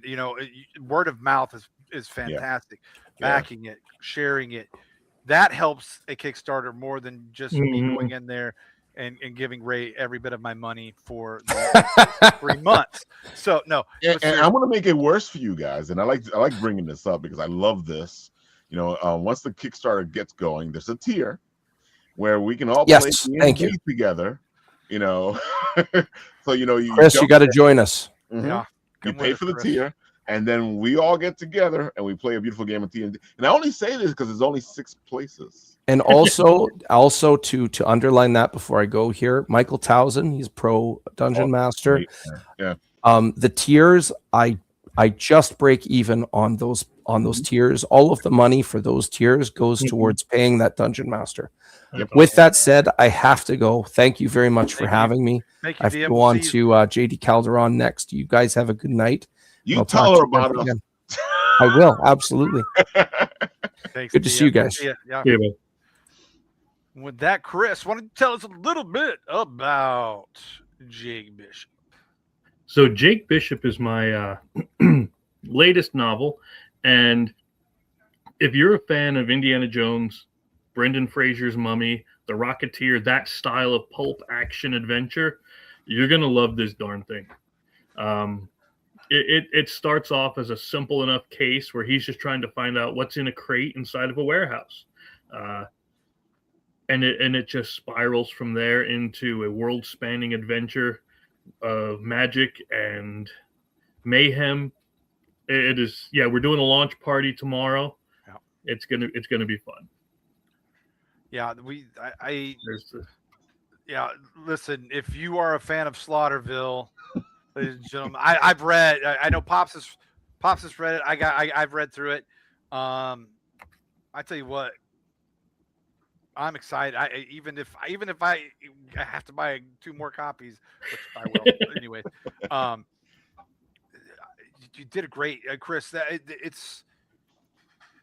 is mind blowing from when I first read your first Slaughterville to now, just the amount of world building you do is so good.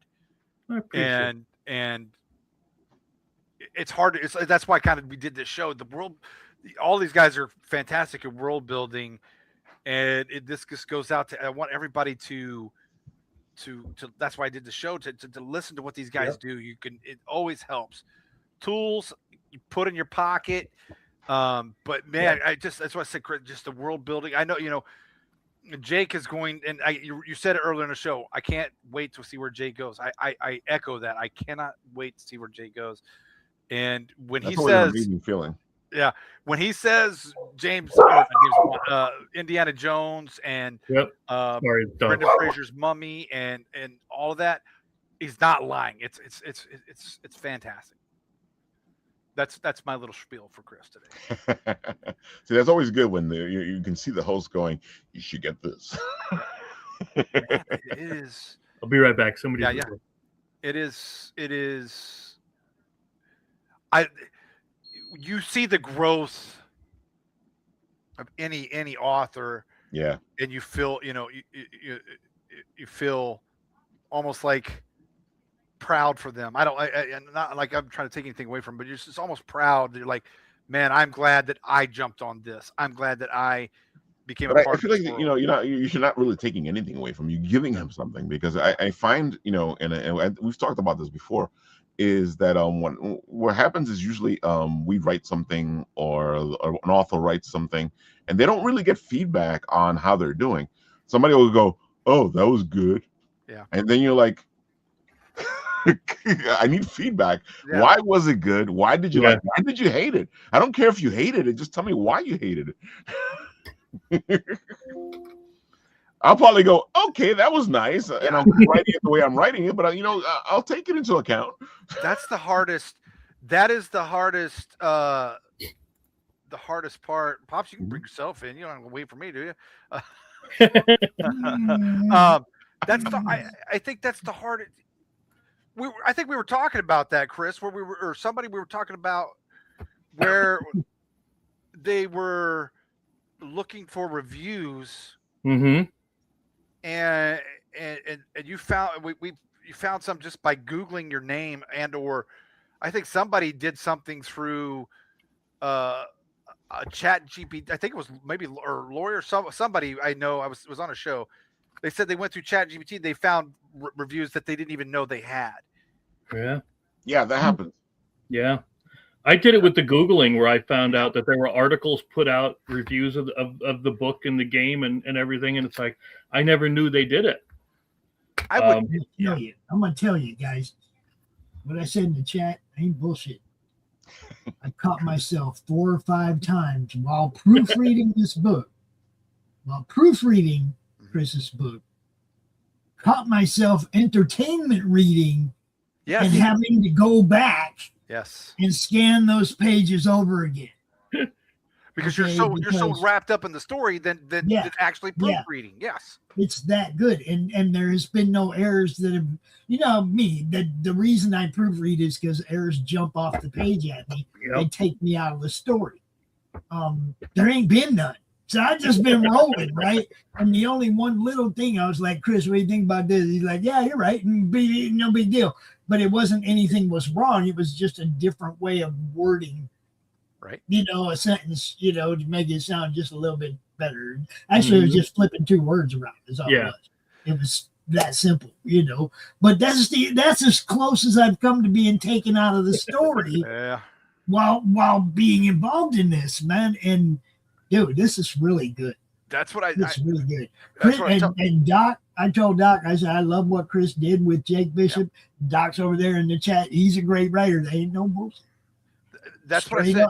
I love, like I said, going from the first Slaughterville to this book. I was telling Raph, is I feel proud because I'm part. I get to be part of this growth. Yeah. And to see all of this, and that is one of the. I feel like if somebody said it to me, I was like, yeah, but it's the world is it's fantastic, Chris. This book is going to do so good. So It's funny because I've watched Chris do all kinds of stuff. When I first met Chris, I think Gone Hunting Mm-hmm. was the first thing that I saw of Chris's. Yeah. I was like, this is awesome, you know. And it was like, because we were playing it on stream, Mm-hmm. you know, with people that, you know, had no idea. It was just having a good time, right? Just playing it.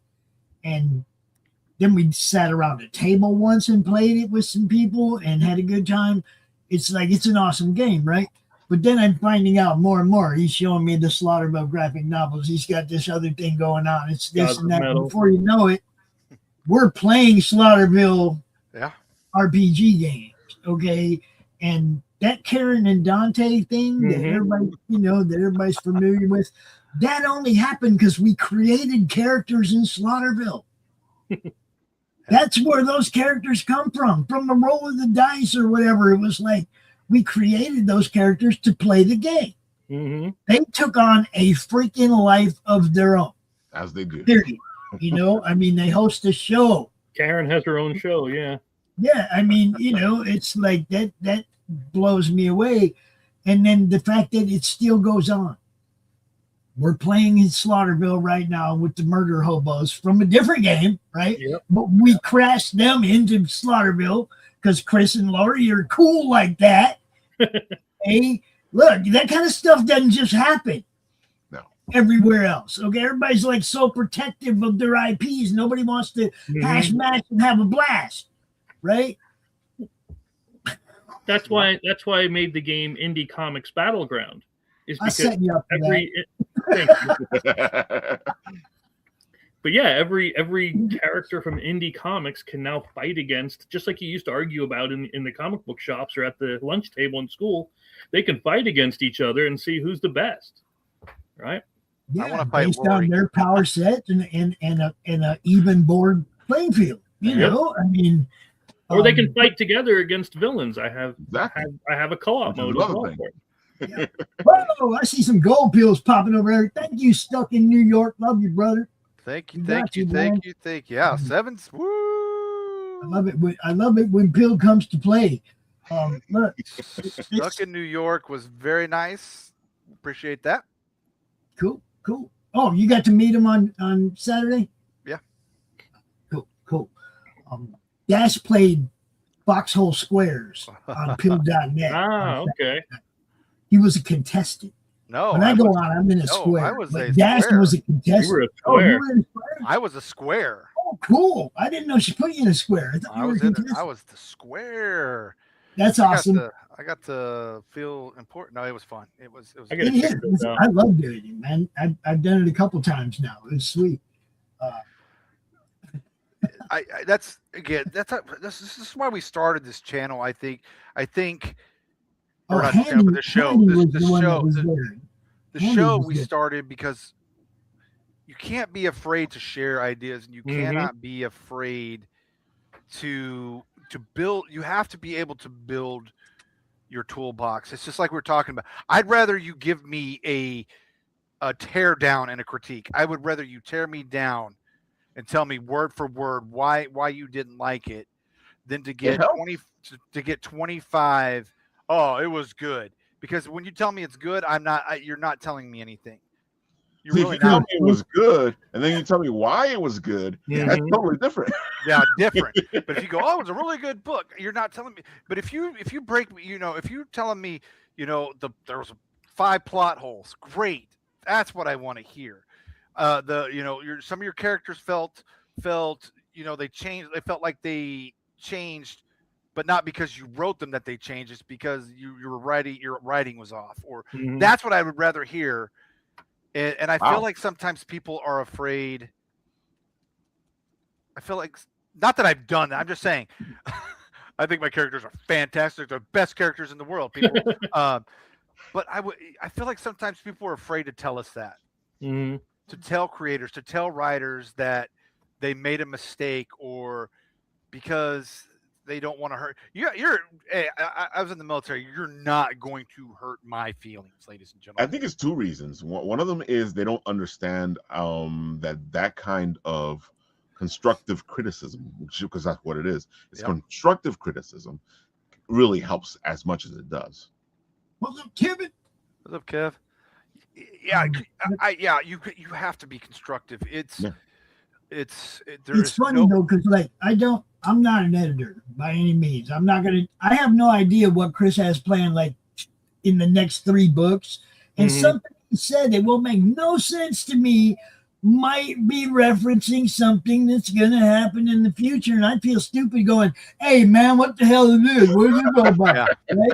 You see what I'm saying? So I'm not made up for editing, but the first few times I proofread books, I even felt bad hitting people up going, hey man, mistake over here. Now Look, it's like I call Chris up, yo, got a minute? Yeah, you have to. Yeah, you have to be able to say, listen, that's why, I mean, like what you said, Chris sends out arcs. I have a couple people that I have always look over my stuff before I even send out arcs. I have, because you have to, you really have to have people, even if you don't have to be an editor, but they have to be people that can pick out things that you may not. Like I said, I can sit there and see I got my English degree. That doesn't mean I'm going to be 100% grammar free, or no, I'm not going to have any errors. But even then, always helps you, because the minute you think that your book doesn't need that is the minute you're going to fail. I know you guys are over here seeing me. I'm going like this and I'm doing all this. I'm just like kind of responding to the people over on Pilled, it's like without interrupting the people talking, because stuck in New York, man. We appreciate you guys, man. What can I tell you? It's weird, like running a network of shows on Pilled, because it's everything, so many different things, right? And then people will tune in. One time they'll get an art stream, the next time they'll get a stream like this, and they don't really know what's going on. It's all scheduled. This show is every Sunday, 6 o'clock. Every show you see, you'll see that time the next week or every other week. We do some stuff like that, but I know it's weird for them, but I'm the guy that like holds it all together. These guys do shows on the network. This is what it's all about, Chris, big sexy outdoors. Yeah. I think in that more what you and I were in the beginning when I first met you was Gone Hunting and Big Sexy. Yeah. And then I found out about all the other stuff. Yeah. That's what I'm talking about, people. You never know what you're going to run into, what it's going to snowball down the hill into. I want Slaughterville on the big screen. Not Trip even to Georgia. Screw Netflix. I want it on the big screen. You know what I'm saying? That's I'm not gonna argue with either one of them. So, whatever. There you go, Madflix. There you go. Madflix. There you go. Hey, if I get in, you guys now, get now we're gonna have to rebrand everything. Thanks, Kevin. Yeah. Netflix. I think. I wish. This is my wish. This goes along with people, talking about and sharing creative ideas. You also have to be able to share other people's work, and I think we've had this discussion thousands of times. I know I'm not going to beat a dead horse on this, but you have to be able to share other people's stuff. You cannot be afraid to, because it's the competition. Yeah, I'm gonna share Chris's stuff. I'm gonna share Raph's stuff. I'm gonna share Pop's. Every time What's something my comes out, I'm word gonna for that, share it. Chris? What's my word for that? It's co-opetition. Oh yeah, I'm not gonna one up you. I promise. It's co-op. It's just like the NASCAR drivers, man. Somebody's out of tires. One of the other teams that wrecked brings them their tires and they use them. It's co-opetition. You don't want the other guy to crash and burn. You want everybody in the stands to have a good time. You want all the drivers to be safe at the end of the race. Come on. Yeah, Chris is gonna have different audience than I am. Raph's gonna have a different audience than I am. You can share out other people's stuff. They're not going to one up you. I can promise you that, because Chris writes different than I do. I write different than Raph does. Raph writes different than both me and Chris. It's Yeah. all a big, and that's the only way we're going to survive as indies is if we all cooperate. And I wish I'd see a lot more of it. I'm gladly share Chris's stuff to scare people and add his soul. I need to get little vials now of souls. Just right, right. Chris, Corey- what you need to do Corey- is get those little vials, make them all Corey. glowing, and Mhm. scare the hell out of people.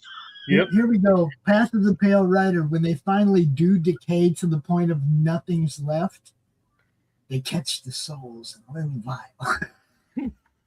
And they crystallize them. There you I go. don't want to see what color my soul is glowing back there, Chris. So don't let me know. But yeah, I got on the criticism thing I wanted to bring up. I got something.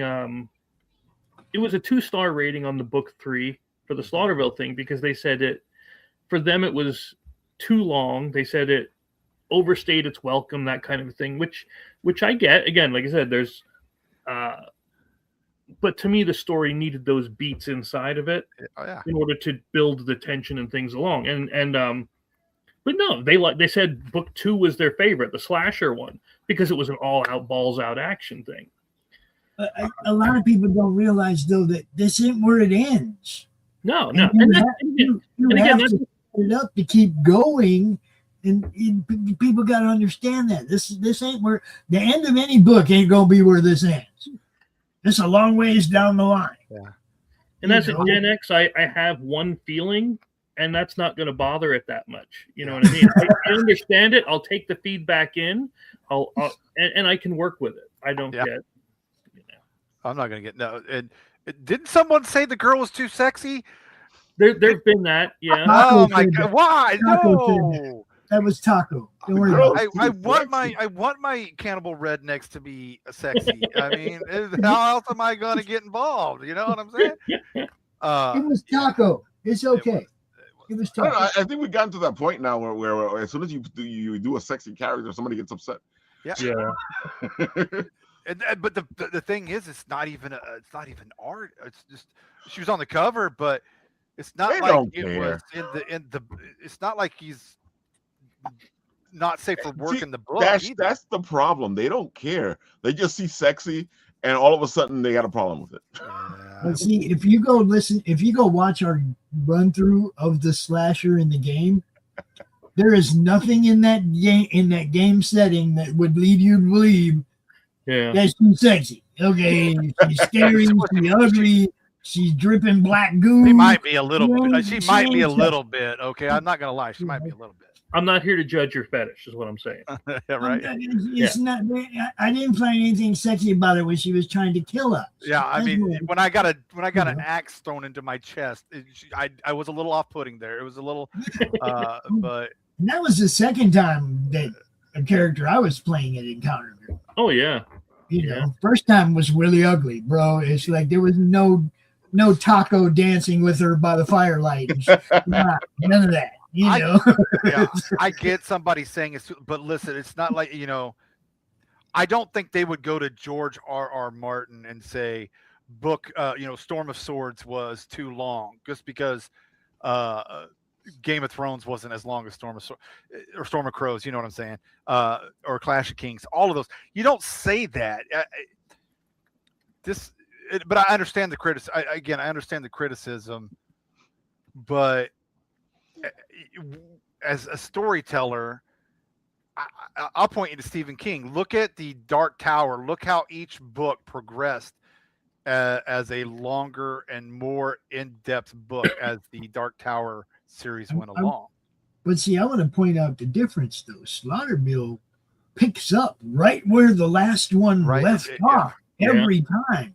Okay, so it's like it's not Booper. 1, 2, and 3. It's an ongoing story for me. It's like Netflix episodes, right? Yeah. Okay, you could wait till you got 10 of them to binge. It's one freaking story. We ain't even got near to finding out what's really going on here. I'm a Gen Xer. I'm used to if I missed last week's episode, I was You never give me time. You never give me time, bro. There you go. I had a nickel for every time someone said that to me. Yeah, I bet. I'm a Gen Xer. You're, if I missed an episode, Lord. I'm out of it. So there was no binging, and I appreciate that, Kev. Kev, let me know what you think of that when you get done with it. Netflix episodes. But yeah, there's constructive criticism, and then there's just Destructive. Trolling. destructive Trolling. criticism. And I Yeah. think sometimes people don't know the difference, and that to me, I agree. to say somebody's book is too long. Yeah, I I don't get know. that. I don't I know how to really take. I don't. do How get would you? that. I don't know how The you only, take way, that. the only way to say Yeah, that was, that book was too long for me. Exactly. That's And the I don't only way to mind say that. But nobody No. wants to say that because then they feel stupid. Man, I have read some really, really, really long books. Do you guys remember the Green Tower series? Like, Oh, yeah. Yeah. Okay. Those things were huge. Like, and that was before books were huge. It was like, what is this thing? And it was hard to get through because it was long. But people are funny because when J.K. Rowling was doing her books, and some of them started getting really long, people started like getting upset with her. I'm like, why are you getting upset? The more there is, the more fun there is. Yeah. The more there is to read, man. Yeah. I mean, That- if Green Tower was something that we had saw on the big screen or had some kind of, like basis to understand. But man, when you were trying to get through that for the first time, now the second book wasn't as hard because you made it through the first one, but trying to get through that first one, man, every time you put it down, you were like, damn, I still got 1,000 pages to go. Listen, I've read War and Peace. You haven't read a long book until you've read War and Peace, or the unabridged, version of the Count of Monte Cristo, or the unabridged. Yeah, those are long books. I've read it all, bro. Dude, the Phantom of the Opera is not even long. But if you read it the way you're supposed to read it, it's long. It is long. Yeah. I've read the unabridged edition of Les Mis. Okay, that is a long book. You don't know long. See? But Les Mis is a good book. That's all I will say. It is. Terry really likes them. There you go. And so If is you're a fan of the opera, read it, folks. yeah. And Phantom's a fantastic book. Oh yeah, but Phantom is when you're reading that thing, you have to pay attention. Yes, you will. Yeah. Oh yeah. You'll miss. Yeah. You will miss. But that's Link doesn't. I mean, because I've read those, I don't think Link bothers me. But I can But yeah, I'm right there with you, Raph. This book was too long for me. I think would be a better a better It doesn't statement. make sense to say too long. It makes more sense too long for me. Yeah, I think that's a better. That's the way I take it too. Yeah. And I've never, I've read some really long books. That's never been one of my critiques of a. Actually, I mean, look, if I didn't get through it, then I didn't like it, and I don't critique it anyway. When I didn't get through it. when I was growing up, Curious George was a long book. Okay, ladies and gentlemen. He's over here. Green eggs and ham. No, Yeah, that's too long. I'm hungry. I gotta go. You got to rhyme and stuff. No, I can't do that. I had a friend who would say that about those books, the Dr. Seuss books. He was like, it was too long. I'm like, that's because you don't understand what he's saying.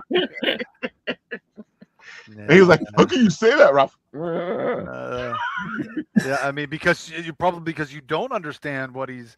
Exactly. I mean, if you don't know what a phlegmophlorf is, I can't help you. You That's need to right. understand what a. That's what it is. He goes, this is bullshit, Ralph. He's talking bullshit. I'm like, no, he's saying stuff. But what it boils down, I think what it boils down to is just be. You can be critical and say is and be negative, but still be positive. And as I learned in the military, as I learned anything, the compliment sandwich always works well. Give me a negative, give me a positive, or give me a positive, negative, positive. Whatever you're doing, as long as you do that, you're fine. And negative, and I guarantee, probably speaking for all of us, but negative criticism is not going to hurt us, ladies and gentlemen. We have the only way we get better. The only way we get better is if you tell us what because you are the audience. I can write for me all day long, And I think it's a great book, but you're the audience that has to read it. And if you don't like it, that tells me 10, 15, 20 other people don't like it. Let me put it like this. Don't talk down to somebody that Talk at took the time to write a book. Exactly. Okay. Don't talk down to them. If you have things that you can help them with, help them by all means. Don't do it from up here. Because you're not going to make them feel good. You're not good. You know what I mean? It's like do it from a position of camaraderie, from a position of co-opetition for wanting their books to be better. You know, I've proofread a lot of books for a lot of people that it's just because they're associated with our network and we promote them, and I want their product to be the best it can be. Just because of that. You know, I mean, I want them. Hey, if I'm gonna be out here going, hey man, y'all need to go back Chris's book. It's because, and then he asked me to proofread. Hell yeah, I'll proofread. I'll make sure that this is the best it can be. Listen, that's because we're putting our name behind it too. I recommend this to you. And trust me, I didn't just say Chris's books were good. He knows I'm mad about Booper. He will never live Booper down, ever live Booper down. So I've got negative things to say. So I feel like if you're coming at it with the attitude of tearing somebody down, you know when you're coming at it with the attitude of tearing somebody down, you know, don't do that. Don't troll people, man. Yeah, don't troll people. That's all. Because they're only going to help anybody. They're only going to feel good for the amount of time that they wrote the tear down. As soon as they're done with it, because then they got to do it again, and they got to do it again. Yep. They got to do it again. I guarantee you. That's when you're getting your high. You will keep your high if you're positive. I mean, you can be negative. You can be negative, but you will keep the high. Yeah. As long as you're doing it from a peer to peer, and not as a superior. That's what I mean. It's like nobody is. Look, Chris is like.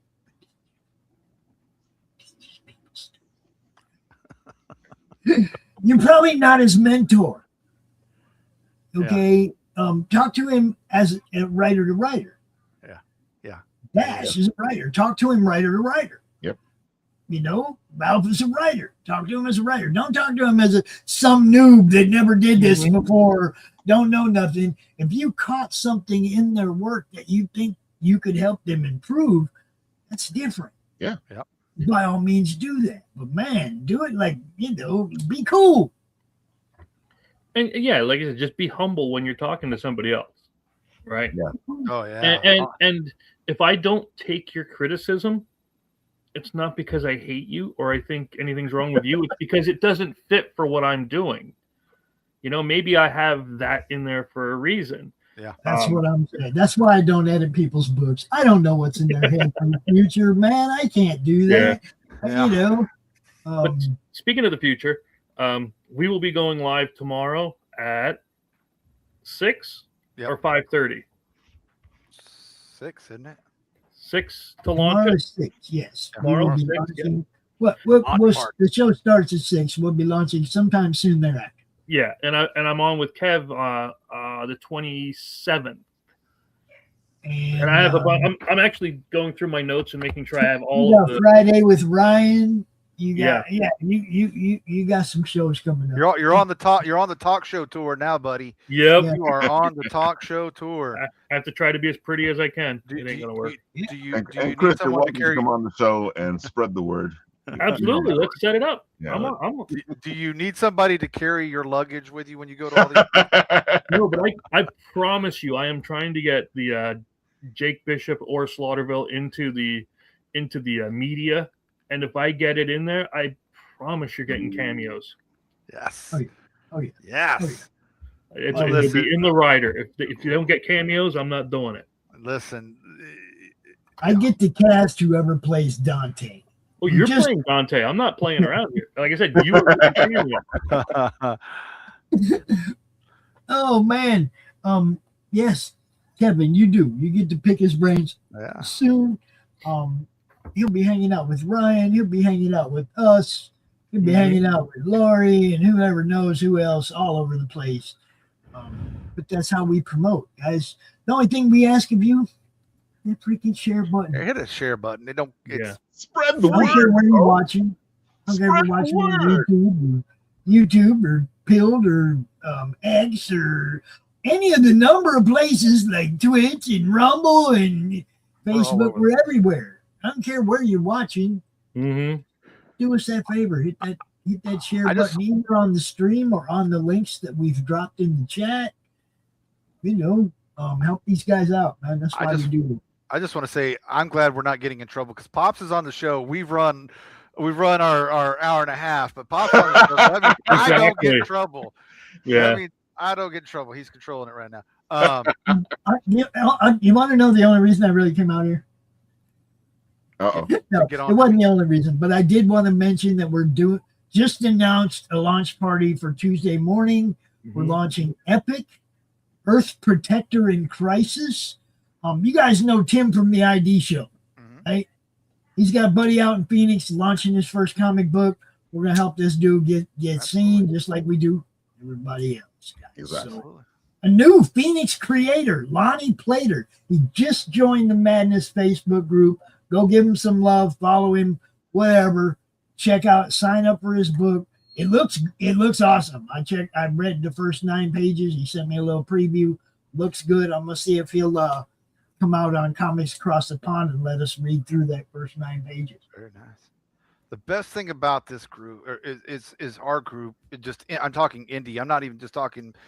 Is we get to see some fantastic stuff. Mhm. It's the creative minds in our community is awesome, and the best way that you can do that for all of us is to share our stuff, and we get to go on Chris's shows, we get to go on Pop shows, we get to go on Raph shows. That's the best part about this and we get to talk to each other, and at the end of the day, it's still you guys out there watching that get to help us. So hit the shares, like Pop said. I'm not doing my job if I don't say, right, "Yeah, we got a spot for you in the network too." right. You don't have to. Sometimes the best publicity is word of mouth. It is. It especially for us. We don't have a multi-million-dollar conglomerate pimping out you guys stuff in movies and stuff. You don't have that. You don't have Hasbro making action figures. None of that. Okay, You got that's where I came in. It was like, man, I see all these guys doing all this cool stuff. They need one place where somebody's shouting it out. Yeah. Okay. And we created the Madness to do that. But yeah, Raph, you got a show and you want to join the network, we got you, bro. We got you. I'm just saying. Let me know when you want me to come on. I wouldn't be doing my job if I didn't throw that out there. You see what I'm I appreciate it. My partners will probably be like, "No, Ralph, we are who we are." Oh, we don't change. We don't change you. You do your show. That's we just The whole like thing we is StreamYard and put you we all started over. in Apple TV. We started exactly like you. It's more of Yeah. a network of people come together to do things. So I completely understand Right. where you're coming from, and that's why Right. you're doing it good because you got all these people to come in and do what they're doing. It's great to see. Well, you said yours is on Apple because we're Well, no, building we're bitten something. Apple TV. That's who we are as a whole. And then we have the different shows. That's how it used to be. It's supposed to be a bunch of different shows, just like you guys, but it ended up being 2 shows. Man, That's what I'm saying. I'm really impressed by how you guys have gotten all this together because it's not easy. Because we started off as a group of 10 and only 2 shows happened. wow. We've had shows come and go. Yeah. Right now we have a really solid core of people that shows up every week, do their shows, and that's all I It's yeah. That was all I ever asked for in the beginning. Was like, man, you just show up, do your show. We'll get you out there in as many places as we can. We'll supply the StreamYard. Just show up. Just show up, folks. That's life, folks. Just show up. Mhm. And that was the whole thing. YouTube was like a beta test. If I could get people to do this, then we will go to Roku and we will take the whole thing to Roku. And that's where we're at right now. We're at Roku now. Working. We're doing the work. Keep doing the work. Keep doing the work. Yeah. Oh, well, Now, all right. we're getting ready to raid. I want to tell you something, folks. Yeah. You have the power. I know people keep telling you don't have the power. You have the power. Your ability to share, your ability to like, your ability to do all the things that you do actually make it does something. I know you keep being told that no, it doesn't, but it does. It does. So, folks, do something with that power that you have. Make something that you like become something that is better. Use your power, folks. Yeah. Just Absolutely. help these guys out. Help yourself out, because you never know. Somehow the karma comes back. Exactly. Help somebody, the karma comes back. Somebody bound to help you. Word. All right. Well, As proof that the Jake Bishop campaign just got 8 more followers during this stream. So it's it works. But think about that. See, folks, you got the power. We got the power. And it's a great book. You guys are gonna like it. I And guarantee you. you're going to get something on this network Mm-hmm. that's for you, whether it's Creators Corner or it's art or what is it, Game, whatever it is. drawing Whatever. across the sea. Yep. You're going to get something that you love, and and again, go over to Raf's and I share here, try to share it when I get to, if I'm awake or I get to see it, I share it out, and that's the best that we can I'm do. constantly sharing you guys stuff. As soon as it pops up on my feed, I go share. We So, appreciate that, man. Seriously. And we have people in the comments that are part of the network or even not part of the network but are always on our shows. Yeah. It's just the best. It's the best thing to do, and helping each other out. So, And it's something else that's really strange. Although I complain about YouTube stealing views from us and all that stuff, we're just banging on new subscribers, guys. We just blew past 1,500. Just blew past it. It wasn't one of those, I don't want to announce it because somebody will unsubscribe and I'll be $14.99 again. We blew past 1,500, right? So I can say it. Yeah, we just it's. And Pop, I wish I could tell you that doesn't happen, but I'm very suspicious of YouTube and all the stuff it does. So you're better off not saying that. yeah. Oh man, no! I go out and show the screenshots of the analytics after they've taken 15,000 views from us over 10 days, and I'll go show everybody. Look what they just did, because everybody knows we average 2,000-3,000 views a day with our shorts and everything that we do, right? That's why I drop it's in off. the analytics. I can show you a year worth of it, and all of a sudden, the last 2 weeks, bang, we're down to 300 views in a day. Where we had a short that got 1,400 views. Oh yeah, that sounds like YouTube. Oh yeah, I was like, yeah, and I get mad and I say something, and then boom, our views go right back up where they were. I just drop. I quit YouTube. And, Well, I just look at if you don't want to monetize us, just don't monetize. Yeah. Don't monetize people. Just don't offer it. If you otherwise, pay them what they're due. That's all. Say we're gonna monetize you, but we're gonna make sure you can't get the money. Yeah. You don't get no money. Exactly. Yep. Hey, Pops. Yeah. Yes. Remember how we were talking last week, and then I went out and bought onlycomicfans.com? I did. I just checked out to see madflix.com. I won't be buying that because it's $50,000 for that one. Whoa! Wow. Somebody heard you and bought it 10 minutes ago. That's what I'm thinking. Yeah. Wow. How about Mad Flex? Mad Flex. I'm sorry, I just had to tell you. I had to tell you. Sorry. well, I guess that's been the show, ladies and gentlemen. We're in it on $50,000. I don't know if I can top anything else more. No, but Hey, we'll get that in ad revenue. What are you talking about? yeah, true. So we'll be back. Like I said, Chris has got the launch party tomorrow morning. Yeah. Go check it out. We got Well, we got them in the AM in the morning, and them then in Yep. the AM in the morning. Chris We in the got afternoon, and then Big Sexy Outdoors after that. That's at 9. full lineup. We're back with First Impressions on Wednesday. We got Lori on Tuesday with her show. What else we got? Go to the meg.tv and check the schedule. Schedule. Yep. There you go. There's so many. There's so no many way I can't even remember all the shows. I'll always forget somebody. yeah, freaking And then they'll be figures. like, "Oh, can you talk about me?" Oh shit, I'm sorry, I forgot about that one. You know, Figures is coming. Man, we got you know, tons. read the schedule; it's all there. We'll be back next week with the ladies. Oh, next We're going to be talking the Last Picture Show next Sunday. We'll be talking the Last Picture Show by Larry McMurtry. So you got time. It's a short read. If you want to join us, read it. Join us on the show next Sunday. We'll be talking about that. Then we're going to be doing a move. We'll be watching the movie. So Pops, I have 2 dash of readings back to back.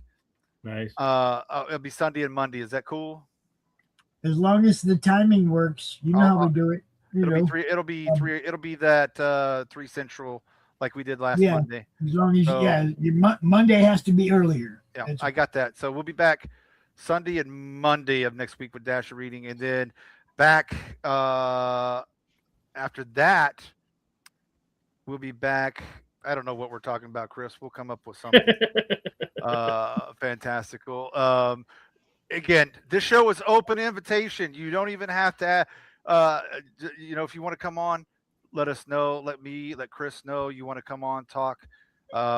It's just all about creating. And- It's all about having fun and sharing I just want to ideas. throw this out there too. Don't forget the exclusive stuff that you can only see on Roku. There you go. Drop Zone Gaming, Mike Barron's Barkwire. There's stuff over there that you can't see anywhere else, guys. So, yeah, Check it out. check out the Roku. Go find Madness on the Roku. We're on there. Other than that, you guys got anything to say before we sign off tonight? We're about to raid the 3 beer man on Pilled. That's all. Nice. Folks, you have the power. Remember that. You can make things happen. Absolutely. Mhm. You got the touch. You got You the got the power. power. In fact, they're going on an apology tour this year for killing off Optimus Prime. So they I owe us heard. that. That They owe us popped up on my that. feed. I was like, what? They owe us an apology tour. But yeah, just remember, keep creating, people. It's okay to kill your characters. Yep. It is. I said And it. not Optimus Prime. No. Flipper. I said it. It's And okay. There's, I listen, wish somebody kills Peter Parker so we wouldn't get no more Spider-Man reboots. They already you cannot killed kill. Peter You Parker. cannot That's kill how we got Miles Optimus. You can't Morales. kill Booper. He's still stumbling around with stubble on his face in the Spider-Verse. They already He was killed horrible. Peter Parker. That's how we got Miles Morales. That's- Yep. They just kill him, we get another Ben one. There's O'Reilly, only- all of them. Just There's only 3 people that stay dead. Uncle Ben. Gwen And Stacy. Thomas. No, I can't even say that. Uncle Ben, because they have brought Thomas Wayne and Martha Wayne back. So Was it? Uncle Hold Ben's up. the only Was it one that Uncle stays Ben a dead. clone? No. Didn't Uncle Ben come back as a clone? Nope. I don't even know anymore. I Half don't the know. Ben Riley Are was a you clone sure? of Peter.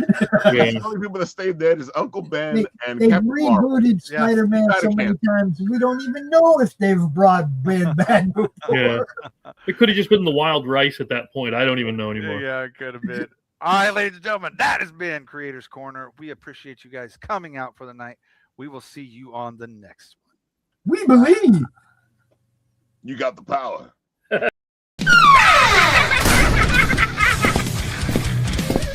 If you missed the live viewing of any Meg production, you can find all our content on Roku or as a member of this channel